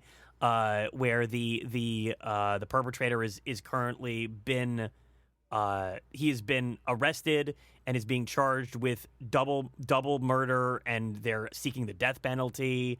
I got a lot. Oh, I got a lot Jesus to talk Christ. about. Yeah, there's a ton. There's a ton. So yeah, definitely. You know, if you're looking to keep up on the hot breaking news and basically everything, I basically talk about everything from streaming news to generalized news of what's happening in the world today to economics to stuff as simple as just movies and TV and what's happening in gaming. So that's what I got going on. You know, just more of the same, more solid streams, more imp yapping. All right. Very cool. I still don't know how to end these. I think Thank the you way to end it for- is say for listening. thank you for listening, everybody. If you made it to the end, Yeah. we will be back next week to discuss Conquest. And the week after that, I believe, is Final Destination It's 2. Final Destination 2. Yes, The second most next Final week. Destination.